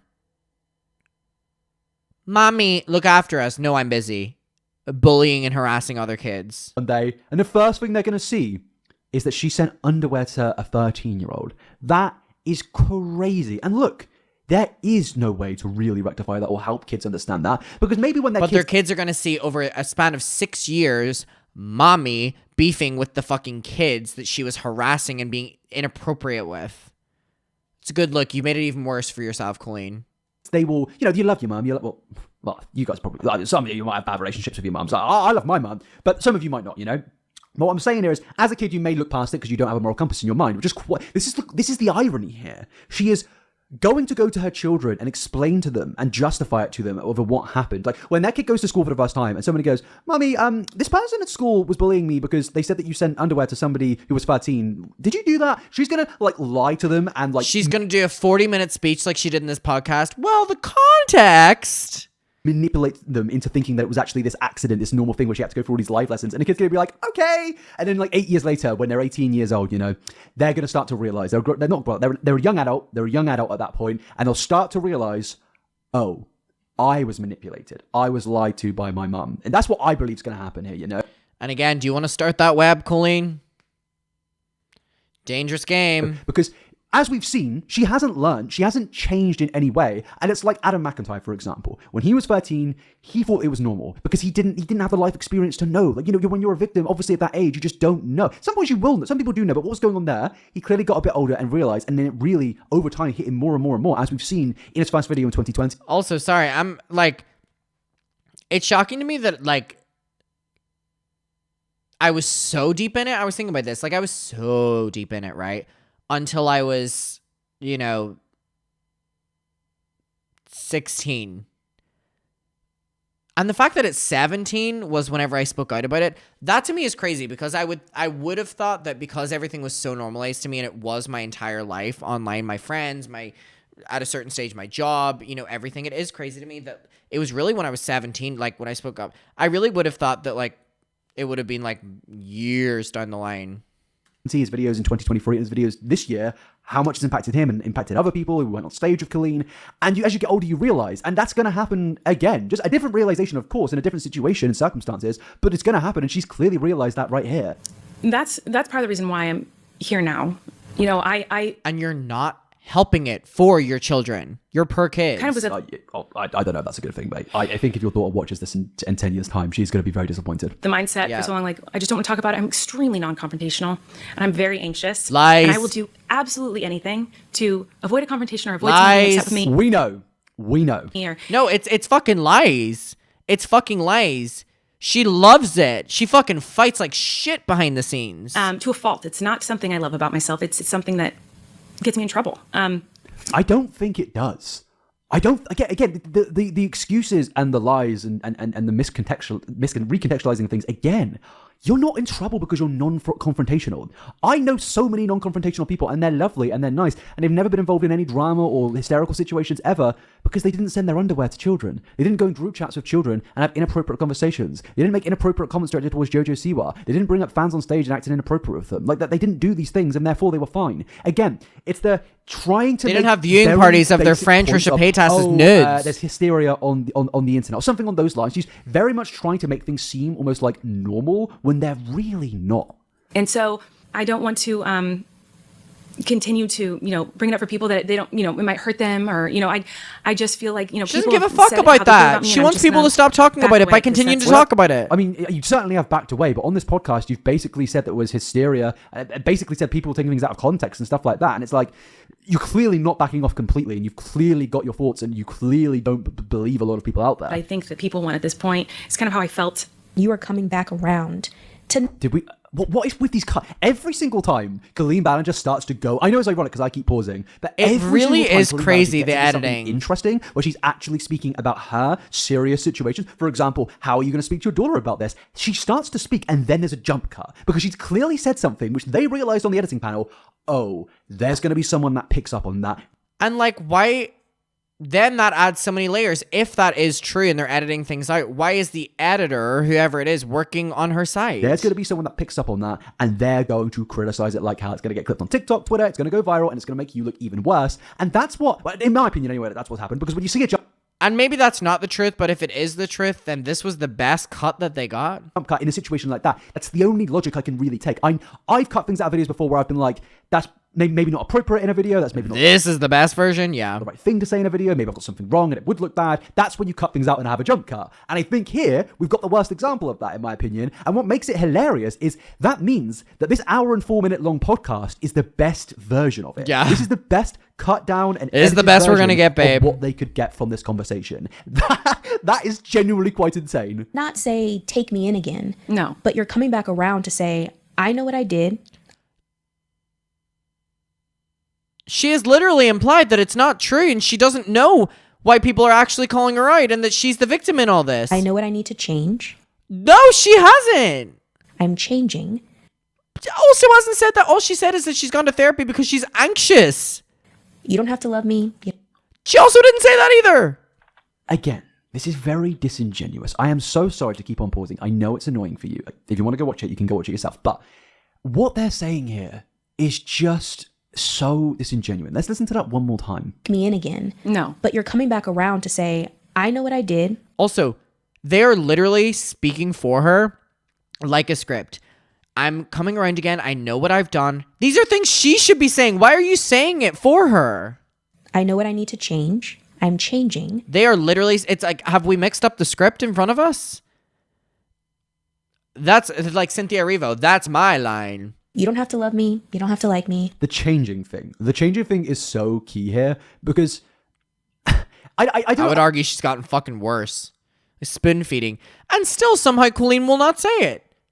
obviously she needs to change, but what is the context of change here? What, stop messaging people in group chats? Because the reality is we're not mad at Colleen Ballinger for her personality or the overarching style of her content in general. There are very inappropriate things that happened in her content, but let's say we remove the JoJo Siwa stuff, and okay, maybe Miranda Sings is a bad example, but Colleen as a person and her regular content, I don't have a problem with that per se. I have a problem with the fact that she's messaged kids inappropriately from her audience, you know? So it is weird to hear the whole changing argument and learning, because for one, I feel like that's something you should have already known at 30 years old, you know? You shouldn't have to go to therapy and go through life lessons and changes to know that what Colleen has done is bad. But that's the argument they're making here, and I think the reason they're doing it is like the Ned Fulmer thing of they're trying to make them Not seem Ned a lot- Fulmer. like trying to make their issues be a lot more humanized. They're babying the crap out of her, and I don't know why. I don't understand why. Like, I don't. What is in it for them? Who is pulling strings behind the scenes? They're Like, trying to like make people empathize with Colleen Ballinger more by making it sound like it's more of like a regular issue that all human beings go through. When they see like, oh, people throw rocks at glass houses and stuff like that, people go crazy, people are hysterical. It is weird. They're It trying really to almost, is. in my opinion, make it an argument of like cancel culture, which is a big conversation that a lot of people are empathetic to. When the reality is this is a very serious thing that happened, and I don't think they're taking it seriously. Right. But you recognize what happened. also, the fact that she now is saying, and you recognize what happened, and you are going to change from what happened. You are saying all of the things that she should be fucking saying. and that Right. takes a lot of I don't think she does. She's about to swear. Let's pause it. There we go. I obviously wish I could go back and do everything differently in my reactions to this whole situation. What would you do differently? What would you do differently? I feel terrible that I made anyone feel anything other than happy and What a cop-out. I feel terrible that I made anyone feel anything other than happy. Are we serious? Are we serious? Also, yeah, mind you, if I hadn't spoken out about this, she would still be doing this with fans to this day, I bet you. She would still be doing think of that. She would be doing the podcast with Trisha. They would be on hundreds of episodes now. And Trisha would never know that she was doing all of this shit behind her back, showing her nudes, making fun of her, making fun of her weight, making fun of everything, bullying the fuck out of her. She would still be bullying the fuck out of fans in group chats. She would be weaponizing fans to harass her ex. She would be that is crazy. That's even crazier to me.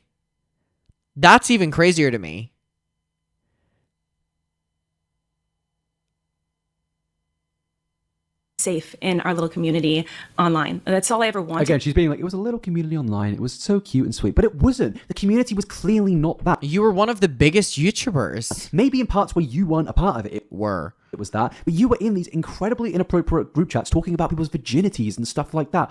Obviously, that isn't a very wholesome, sweet community. So stop recontextualizing things and trying to make people think, oh, it wasn't that bad. And I feel so terrible that I disappointed so many people. And I'm genuine. That she disappointed people. Can't even talk. You're okay. Take a beat. Stressed.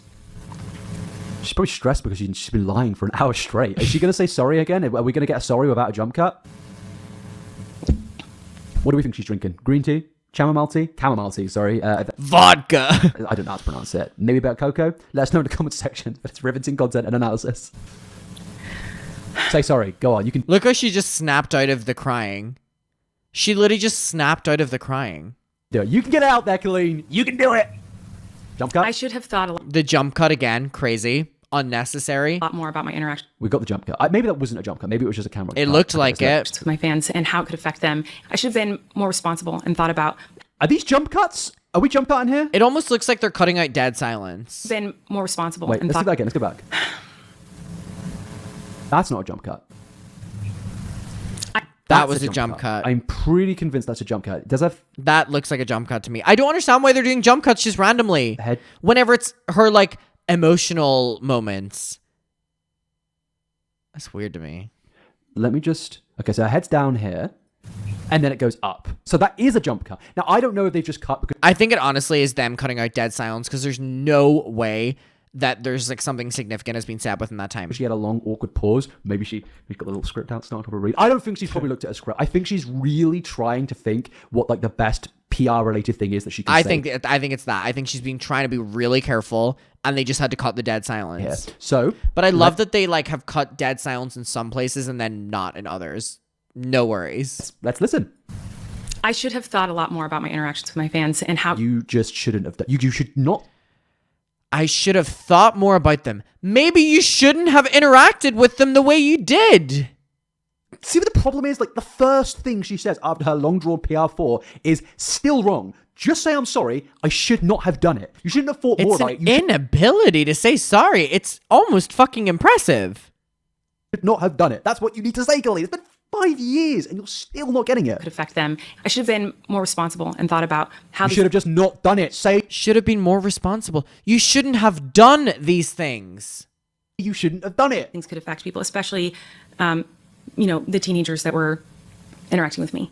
And I'm That were interacting with me. You were interacting with them. so now, in hindsight, grateful and proud of these people for coming forward and saying, hey, Oh, shut the fuck up. I'm proud of these people. Shut the fuck up. But you're not stop lying. That's one of the my craziest God. lies. You're not grateful that these people have come forward and spoken about you in these times of these accusations. I'm sorry, you're not. Because if you were grateful, you would have said their She's such a piece of shit. names directly by now. Maybe she does in a bit, but in 5 years, she hasn't said their names. I mentioned we were going to go through this. Let's quickly take a look at this right here, right? Let's just go to this bit. frustration that they were This is her response 5 years ago, by the way. This is how she first addressed the situation. The first 4 minutes is to do with other stuff, but this is onwards is about the situation. trying to bring my they were upset. I responded immediately. I was very shocked and confused. I expressed I didn't know what they were talking about, and I also expressed frustration that they were trying to bring my son's name into their drama. Then I received They're talking about Adam McIntyre here. Basically, in context, I'm pretty sure Adam said something like, you would be disgusted if someone... I said, stop fucking bullying and harassing me. You would hate if someone did this to your son because I was closer in age to her fucking son than her. And she was like, how dare you bring my son up? Girl, shut the fuck up. Someone spoke to your son the way you speak to me. Something on those lines. My message 8. Again, go watch my original video about the situation. This is why I prefer to do the edited scripted format, so I can just bring the receipts up. I feel bad not bringing them up. But yeah, she was basically referring to Adam there, not saying the name, also called it drama, by the way. Listen to that again. What Adam McIntyre said video makes was me about so angry. the inappropriate interactions that she was having with her fans, in particular Adam. He said, you would not be happy if this happened to your son. Or in something on those lines. And she calls it drama in her first response in 2020. I didn't know what they were talking about. And I also expressed frustration that they were trying to bring my son's name into their drama. Then I drama. So we've got the drama bit there, but despite that, she says here that she's been proud of them for coming forward with their accusations. Now, obviously, Adam's sorry. Obviously, this is 5 years ago. Maybe she's changed, but let's just listen again.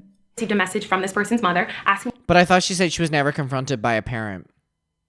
me to not I say Adam's mum. speak his name. So I was trying to respect the mother's wishes and the parents' wishes of this 17-year-old. But it has gotten to a point They were 13 when you started interacting. But yeah, of course, at this point, they were 17. where there are so many rumors and lies and speculations going Again, around. rumors and lies and speculation. She clearly isn't that proud about the This video makes me so angry because my God, the impact it had on my day-to-day people life. coming forward with their story. For someone that's proud, she clearly isn't that proud about it. I feel like I need to address it. I do have receipts proving the things that I fucking hate her so much. She's fucking scum. I'm about to tell you. However, video I makes feel me so uncomfortable sharing angry. them because he is a minor. So I'm only going to So yeah, basically the rest of this is just her taking a lot of things out of context, making things look way better in her favor. And that's kind of what my first video is all about, just going through everything here. Like, let's just go, like I said we were going to go through these towards. I've disliked my own video. Why have I done that? 2 years ago, I disliked my own video. Either way, sorry. Your biggest this hater like is an yourself. example, okay, we're going to see old me. So this is me now. All right, look at the jawline. There's Mog. And then, sorry, this is so inappropriate. And then, Thought it was funny, and then they said, oh God, no, I shouldn't be making jokes like that in the context of what's going on here. I'm sorry. That's how you Fraser, I allow you to. I just realized what the context of this clip is. I allow you to. Oh, I hate this Jesus clip of Christ, myself. I'm such a dick. Sorry. They had to send me the bra. I really can't listen to stuff of me. All right, listens to the old footage of me. All right, let's back to that. I honestly cannot listen to that first video of me for the life of me. Is even now, like I know Adam's mum before said don't say his name, but he's a grown adult now. It's the most known about situation involving you. Also, by the way, she was actively talking shit about me after my mum sent that message behind the scenes. There's actual proof of that. After that message, she messaged him weenies being like, give me all the dirt you have on Adam so she could expose me. Police. But you still can't say his name. And not just with Adam, but with all the other people involved too. You still haven't said their names. Becky, Oliver, Trisha, Ella, come on, you care about them, Josh. despite for years you have basically slandered these people and made them seem out to be liars. hey, this is not okay behavior. Because even though I know that I never wanted to hurt anyone and my intentions and my desire. We don't give a fuck about your intentions, dude. I'm sure that defense has worked in court cases where people have been, arrested for very serious crimes. They've been like, oh, sorry, Judge, I didn't mean to hurt them. Because again, I think I mentioned that in my first video. It's something that's so hilarious when somebody gets exposed for some heinous things and their first response is, I didn't mean to hurt them. That wasn't my intention. Her biggest argument throughout this entire podcast that we went through in the first one is intentionality rather than actions, which is just a great way to win people over, because by being like, oh, I didn't intend to do this, your biggest fans would be like, oh, well, that's great then. You didn't intend to do it and it was just all an accident. And yeah, it was a mistake, but now you've said sorry, we can move on. But it's like, no, it's not about intentionality. It's about committing fraud on the action. And also, you can speak to me about intentionality, but it makes me more concerned and more worried that at 30 years old, you didn't realize that the things you were doing were inappropriate. The fact she's a 40-year-old woman now and she still acts like this is actually quite embarrassing. She is very emotionally stunted.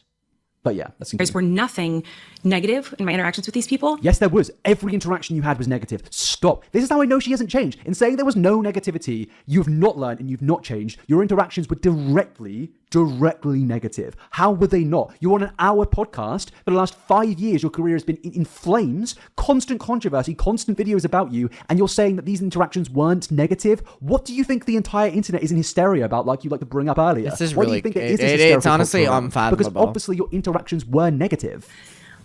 That needed to be said. They needed to say, like, hey, this isn't okay. I'm proud of them and they needed to say that. She's so fucking condescending. It's unbelievable. Because there are people out there who they do have the intentions to hurt them. They needed to say that about me because there's people out there that do have intentions of hurting. Yeah, you hurt people. We don't give a fuck about your intentions. And they need to be able to say, like, this isn't okay, and I'm not standing for this, and, like, my heart was in the right place. It doesn't. So she's saying, thank God she exploited us so that we could speak up in case other people exploit us. And we know it's okay to talk about it. matter if people felt uncomfortable. I'm proud of them for saying like, this wasn't okay Shut and this made me up, uncomfortable, or dude. this is Shut not an okay thing up. to joke about, or whatever. That needed to happen. And I hope that anyone interacting with anyone online, whether it be a celebrity or a new friend or anyone, goes into it with that caution up of like, what are these person's intentions? I'm so done. I am so done. This shows again how I agree. We're on the home stretch of finishing this, but my God, it is just she is a lost cause. She really is. She really, really is. a minute ago she was saying that she's like grateful for the people coming forward about their stories and stuff like that, and now she's being like, before you inappropriately interact with minors on the internet, just make sure you learn about their intentions. It's like, what are you saying here? Are you trying to be like, you trying to give like creators like a textbook, a guide on how to get away with being inappropriate with your fans? Is that what you're trying to do here? What argument is this? I'm so confused. And assuming they're negative going into it, I feel like is a good thing to protect them from Real predators. Real Yeah. predators. Who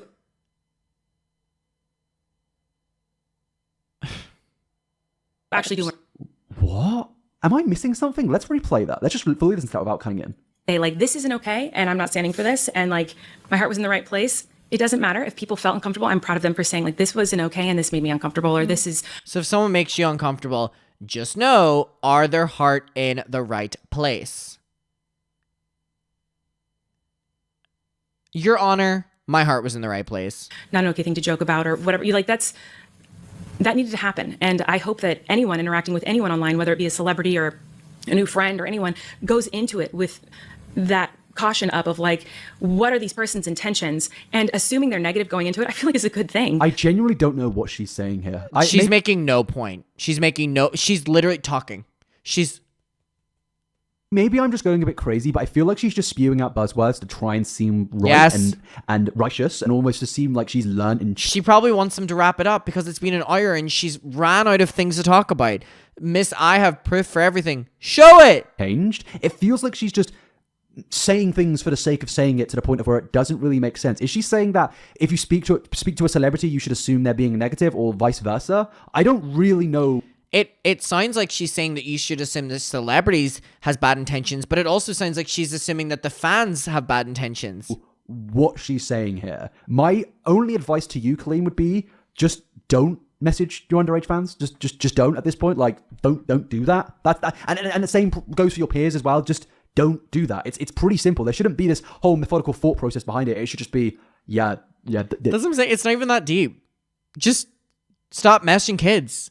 Stop trying to be friends with kids. It's not that deep. don't do that. It's not difficult, but it's clear she hasn't learned and changed, and it's got to the point of where she's just saying things for no reason, by the way. protect them from Real predators. real Yeah, predators real who actually do predators. want to hurt them. So do you acknowledge that is she acknowledging that her actions were predatory there? Because you're speaking in the context of yourself. You were saying you're glad people have come forward because they were inappropriate, and now you're saying in the It's a good point. future to protect kids, and we should do this to protect them from predators. So you've effectively just called yourself a predator there. Great apology. I mean, I'm glad you've acknowledged your predatory actions. I'd be curious to know your thoughts, What, Miranda? I never jump cut, by the way. what you think your spirit is here to learn. Because what This was fucking brutal. This felt like the final nail in the coffin for me when I first watched you've it. had to endure, It's a big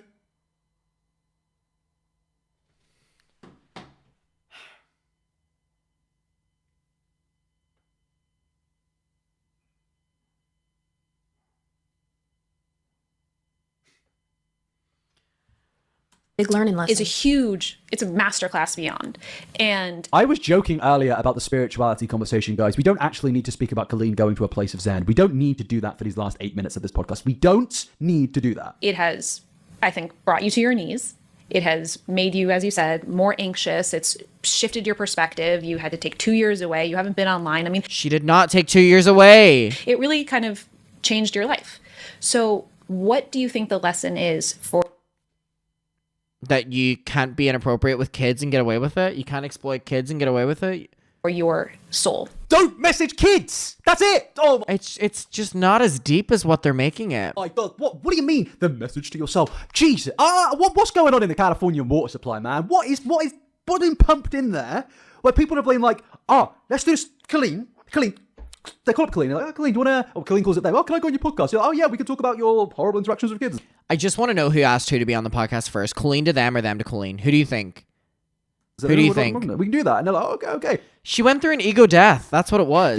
Yeah, they lock it in. Lock it in. Great conversation topic. Gonna bang on the internet. Actually hasn't. It's got 99,000 views. But alas, it's gonna go great. It's gonna go great. We're gonna speak about it. We're gonna get to the end of this whole debacle. We're gonna put it to rest. How do we have this You think Colleen? There has to. I need to know how this podcast conversation came planned about. about the interactions that she's had with minors and have led it to how can we make this about spirituality? I'm sorry, but there's no conversation that needs to happen about the soul here. The conversation that needs to happen is, are you not going to message? I also can't believe this was called does her actual apology video, and now we're talking about her spiritual journey. No fucking worries. Your young kids fans anymore. Are you not going to do that? Oh, my brain is like on fire right now. And I know why they're doing this, by the way. I know they're not done. Contrary to belief, I don't necessarily believe these people are stupid. I believe people like Colleen, Miranda, who just asked that question. I think they're doing this in a way to make her seem relatable. I think they're doing this in a way to make her relate to their audience more of making it in. And again, there's something in that they're trying to make her relatable to the audience for the audience to like her. And Jesus, imagine it didn't even fucking work. Into a spirituality thing, because I guess in spirituality a lot of the things is it's like letting go of attachments and letting go of your pain and suffering and learning and growing and changing from it, becoming a better human being, and that's fine. That's fine. I've got no issues with spirituality whatsoever. It's overall probably a good thing. You know, I'm not a spiritual guy myself, but it's probably a good thing. But it doesn't need to be coming into this conversation here. But it is, and I don't know why. Well, I do, as I said, I know why. It's obviously to cause a relatable stuff, but it's insane to hear what they're saying. It is insane. It's also incredibly, incredibly irrelevant. You're being on Earth right now. Just shut up. What are we doing? We're talking about earthly tethers. Earthly tethers to sending underwear to kids. What? Stop. How is this worse? How is it going? The first half was bad, but these last 20 minutes, Jesus Christ. There are so many lessons. I mean, the things that No, there's one. Don't message your young fans. I've learned and reflected on and thought about over the last couple of years is, I mean, I'm a completely different person now in so many different ways. One is, I mean, thinking about things from other people's perspectives is important because while Thinking about things from other people's perspectives, this entire fucking time, she has openly only spoke about her own perspective. you know, I might have been like, I can't believe people would say this. I'm sure everyone watching was like, why? I can't believe she's not addressing this properly. I can't believe she's, you know, they felt betrayed by me. I didn't feel betrayed. I just thought you were mental, to be honest with you. I just thought this person's lost their mind. That's what I thought. I wasn't betrayed. Maybe the audience were betrayed, maybe, but I don't think of it as that deep, to be honest with you. My fans and supporters, that I wasn't addressing this the appropriate way and explaining what was going on. And so I've learned to try to look at conflict from the other person's perspective. And this is also, don't dare call this fucking conflict. Jesus Christ. This is, oh my God. Wait, we're about to get the waterworks when she talks about the things that have happened in her career differently. That she didn't get Broadway or she didn't get the book. We're about to get waterworks for the first goddamn fucking time. This entire time. Prepare yourselves. Also, get the tissues ready. Everything that I do and everything. Love the jump cut, by the way. What did she say in between that first sentence and the new sentence? What did she say that had to be cut? That I say, especially as a person of influence, is I'm impacting people. Fuck, no, you're not. No, you're not. Come on, it's 2025, Colleen Ballinger. You are not impacting anyone anymore. And is that impact necessary and is it good? Because is this necessary? I was gonna make a snarky comment, but I just can't be bothered. This is so stupid. Sometimes you don't need to make them laugh if it's gonna hurt someone along the way. You don't need to. It's not worth it. Again, she's recontextualizing things there by being like, she's trying to make it out like all of this was like in her content by being like, sometimes you don't need to make people laugh, and it's like half your interactions that you're being behind the scenes. Exposed and called out for were in private group chats and also in delivery services. That's where your interactions delivery came mostly services. That you were called out for. Obviously, there was the Miranda Singh stuff, but mostly it wasn't at the attempt of making people laugh. So again, recontextualizing the situation here on purpose, in my opinion. Thinking about the long term, as someone who thinks in the here, right now, what will make people happy right now and make people... Thinking in the long term, you've been doing a bad job at looking at the long term over the last 6 years! Like me right now... that doesn't always result in good things. You know, thinking in the long term and how is this going to snowball and affect people in the future? It's a way of... You don't care about anything affecting anyone but yourself. Because it is my go-to to be like, how can I make this person happy right now? I just want and that causes problems. You really need to be thinking about. Again, she's trying to make herself seem so much more awesome. Like she's trying to be like, oh, I'm so nice. I just want to make people happy, and that's why I sent my underwear to Adam because he kept asking for it. Even though in the video we just saw, it was her that suggested it. I mean, are you trying to make your fans happy there when you do that? Is that what you're trying to do? Meet up with them in person, have a little conversation, being like, sorry, 13-year-old. By the way, let's get that photo of Adam up again. Let's go back to Adam's video. Where is it? This kid right here, you were trying to make happy in person by being like, hey, I'm sorry I didn't bring my underwear. Is that the level of happiness you're talking about here? Because that's very weird. About the other person's well-being and how it will affect them in the future. If you cared about that, you would not have spoke about rumors, speculation, and lies like we saw in your video from 2020. Because what you said there absolutely put Adam's world upside down. You sent him into a place of where so many people were coming after him. You did not do anything to defend him. You did not anything to look after him. You don't care about the people that called you out's well-being. I'm sorry, you just don't. It's a lie, and you're again trying to make yourself look more understandable and reasonable so the audience, take this better. She's such a piece of shit. Lies. It's absolute lies. Sure. Yeah. And so that's something I've learned and I'm working on a lot. It's apparent that you want to make amends, that you are taking responsibility for the things that you have done in the past that were not okay. And you've said, I'm sorry now, many, many times before being on this show, and now many times today on the show. But she said sorry many, many times before the podcast and also many, many times on the podcast.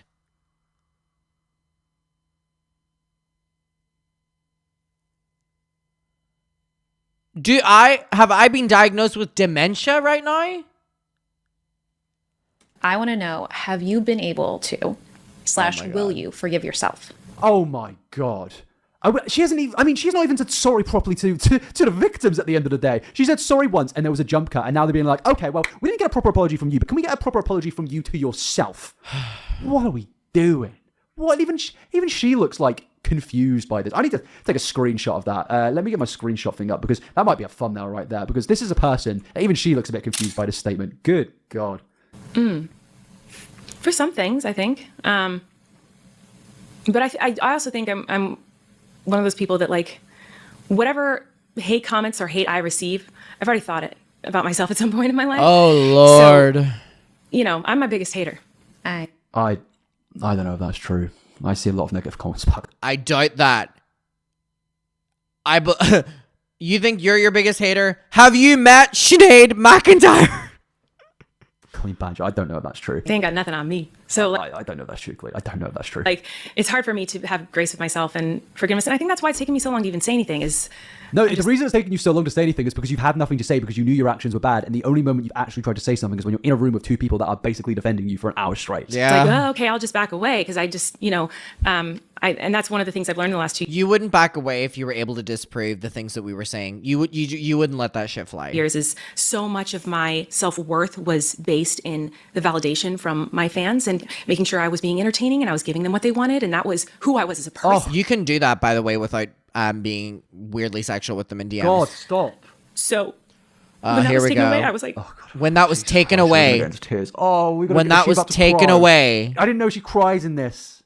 We're about to get into tears. Please don't do this. Please don't. It's the one thing you haven't done. It's the one wrong thing that you haven't done. And we were so proud of you, Colleen. We were so proud that you were making it an hour long without crying in a response. Please. Even Ned Fulmer, he tried. He did try in his recent response. He did try to cry. But I think you're about to cry. I'm going to keep on taking screenshots, by the way, for thumbnails, because we're getting some good screenshots for thumbnails here. then I'm nothing. Oh, God, don't. So that was a really hard lesson for me to learn, to find peace and happiness and validation and be okay with myself with that. Admitting that you just want a validation of a kid's fucking embarrassing. Your life sucks. Not there, because you can't put your entire person and your whole validation in kids, what others think of you, and that's okay, what kids. I think she's not going to cry. There are tears in her eyes, but I think she's managed to get by it. Doing with my fans. I wasn't anything without that. Do you remember earlier when I asked you what your lesson was for your soul? That, to me, is actually the answer. Oh, stop. Just stop, man. We're an hour in. Just stop.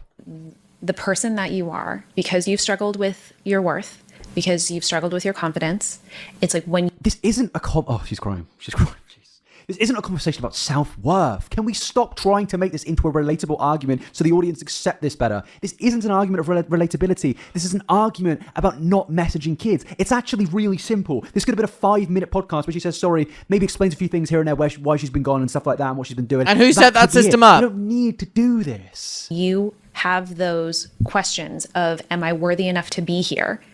My God. Of course she is, obviously. Like, she's on it Jesus now. She's on this Christ. podcast. You've invited her on, so obviously she's worth being here. If you're in this industry and you show weakness, that will be eaten alive. There is nothing. She's crying. She's still crying. There's nothing about the argument of weakness here, and it's not. And also, they're making it sound like, oh, the industry is so evil; it will eat you alive if you show weakness and emotion. It's like, no, we're not doing that. We encourage emotion and weakness. We do. We like it when people show their moments of weakness because it shows they're actually a human being. You know, we get that and we like that. But that's not the conversation we're asking for here. We're asking, why did you message your fans inappropriately? It literally is This so fucking funny simple. because it's so off the route of discussion that we need to be on. We were going down it for a little bit in the first episode. Now we just read off course, and they're trying to end it in a very positive note. But I'm sorry, we can't end it this way. But when for an hour straight you just made this whole thing into a load of bollocks. Because people prey on that.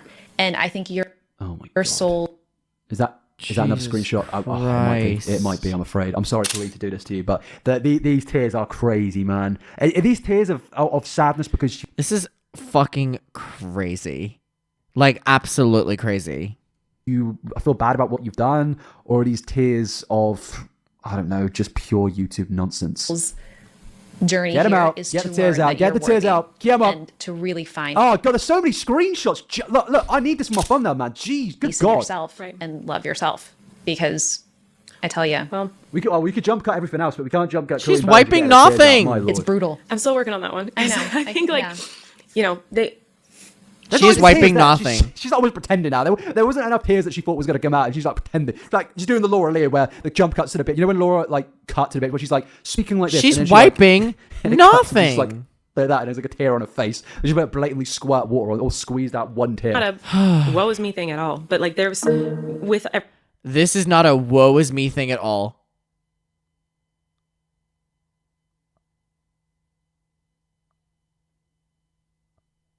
everything that happened, I was about to do another Broadway show, and I was writing my next book. The books were the problem as well. I don't know if you guys remember the books, but there was so much inappropriate stuff written in those books that kids were reading. And I was in the middle of a big tour, and everything was Christ. one by That- one, like, this flipped all she cares from me. about. Everything that I'd been working on and worked for decades, is gone, and it sucked. But like honestly, like what really struck me was who am I without this validation from these people? Oh took my me a while God. to- I honestly, I couldn't roll my eyes more if I tried. Come on, get the tears out. Wake up and not be disappointed, like Yeah. I mean, I get that, but like- at the end of the day, I just don't know what we're talking about. yeah, I definitely worked really hard to get It's irrelevant. Why is this in your actual apology fucking statement? Seems a little bit insincere. there and realized one day like, oh, I'm not getting any validation from any audience, Children. and I'm okay. Like, and obviously I have the most important things in the world to me, which is my children. And It's crazy that this is like really the first time that you're speaking about them in this entire thing in your journey. my family, and that's all that I need. And that's where I'm at now. I think I need to get to that point before coming out and saying anything, because I need to You have came out and spoke.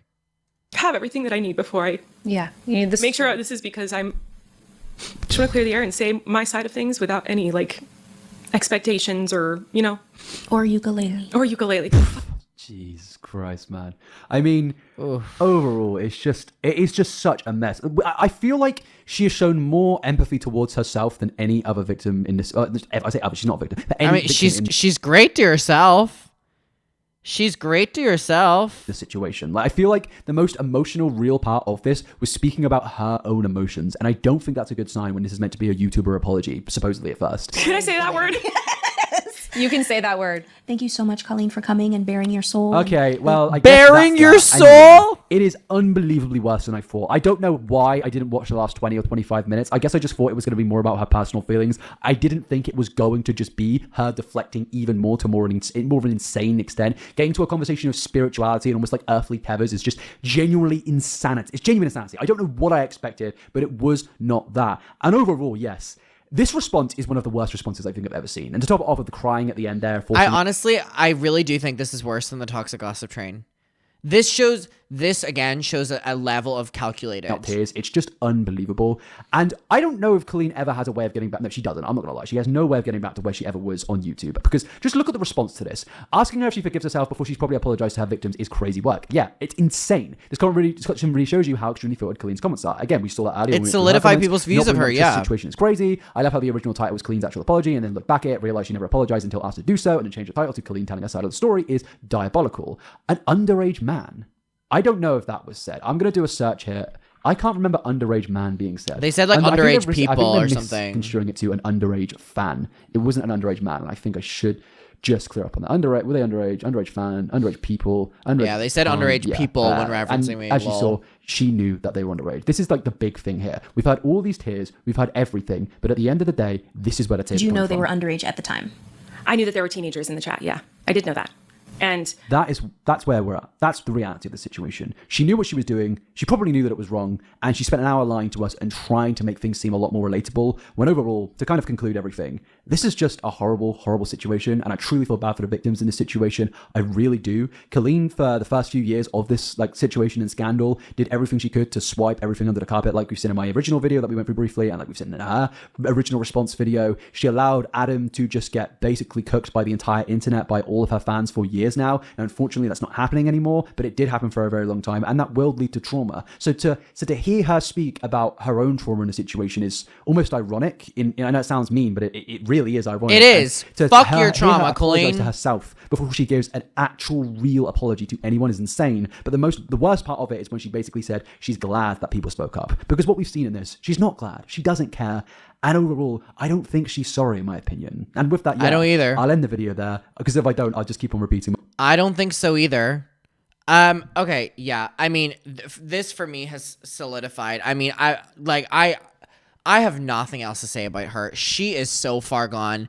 She is a fucking loser. She is a lost cause. Good luck to her explaining all this to her kids and why mommy's such a psycho in the upcoming years. Colleen, I think you're a horrible person, and like, how dare you say that you're grateful, basically, that we went through what we went through, because it taught you things. Shut the fuck up. Shut the fuck up. Fraser, this was a great video. This was a really, really, really great video.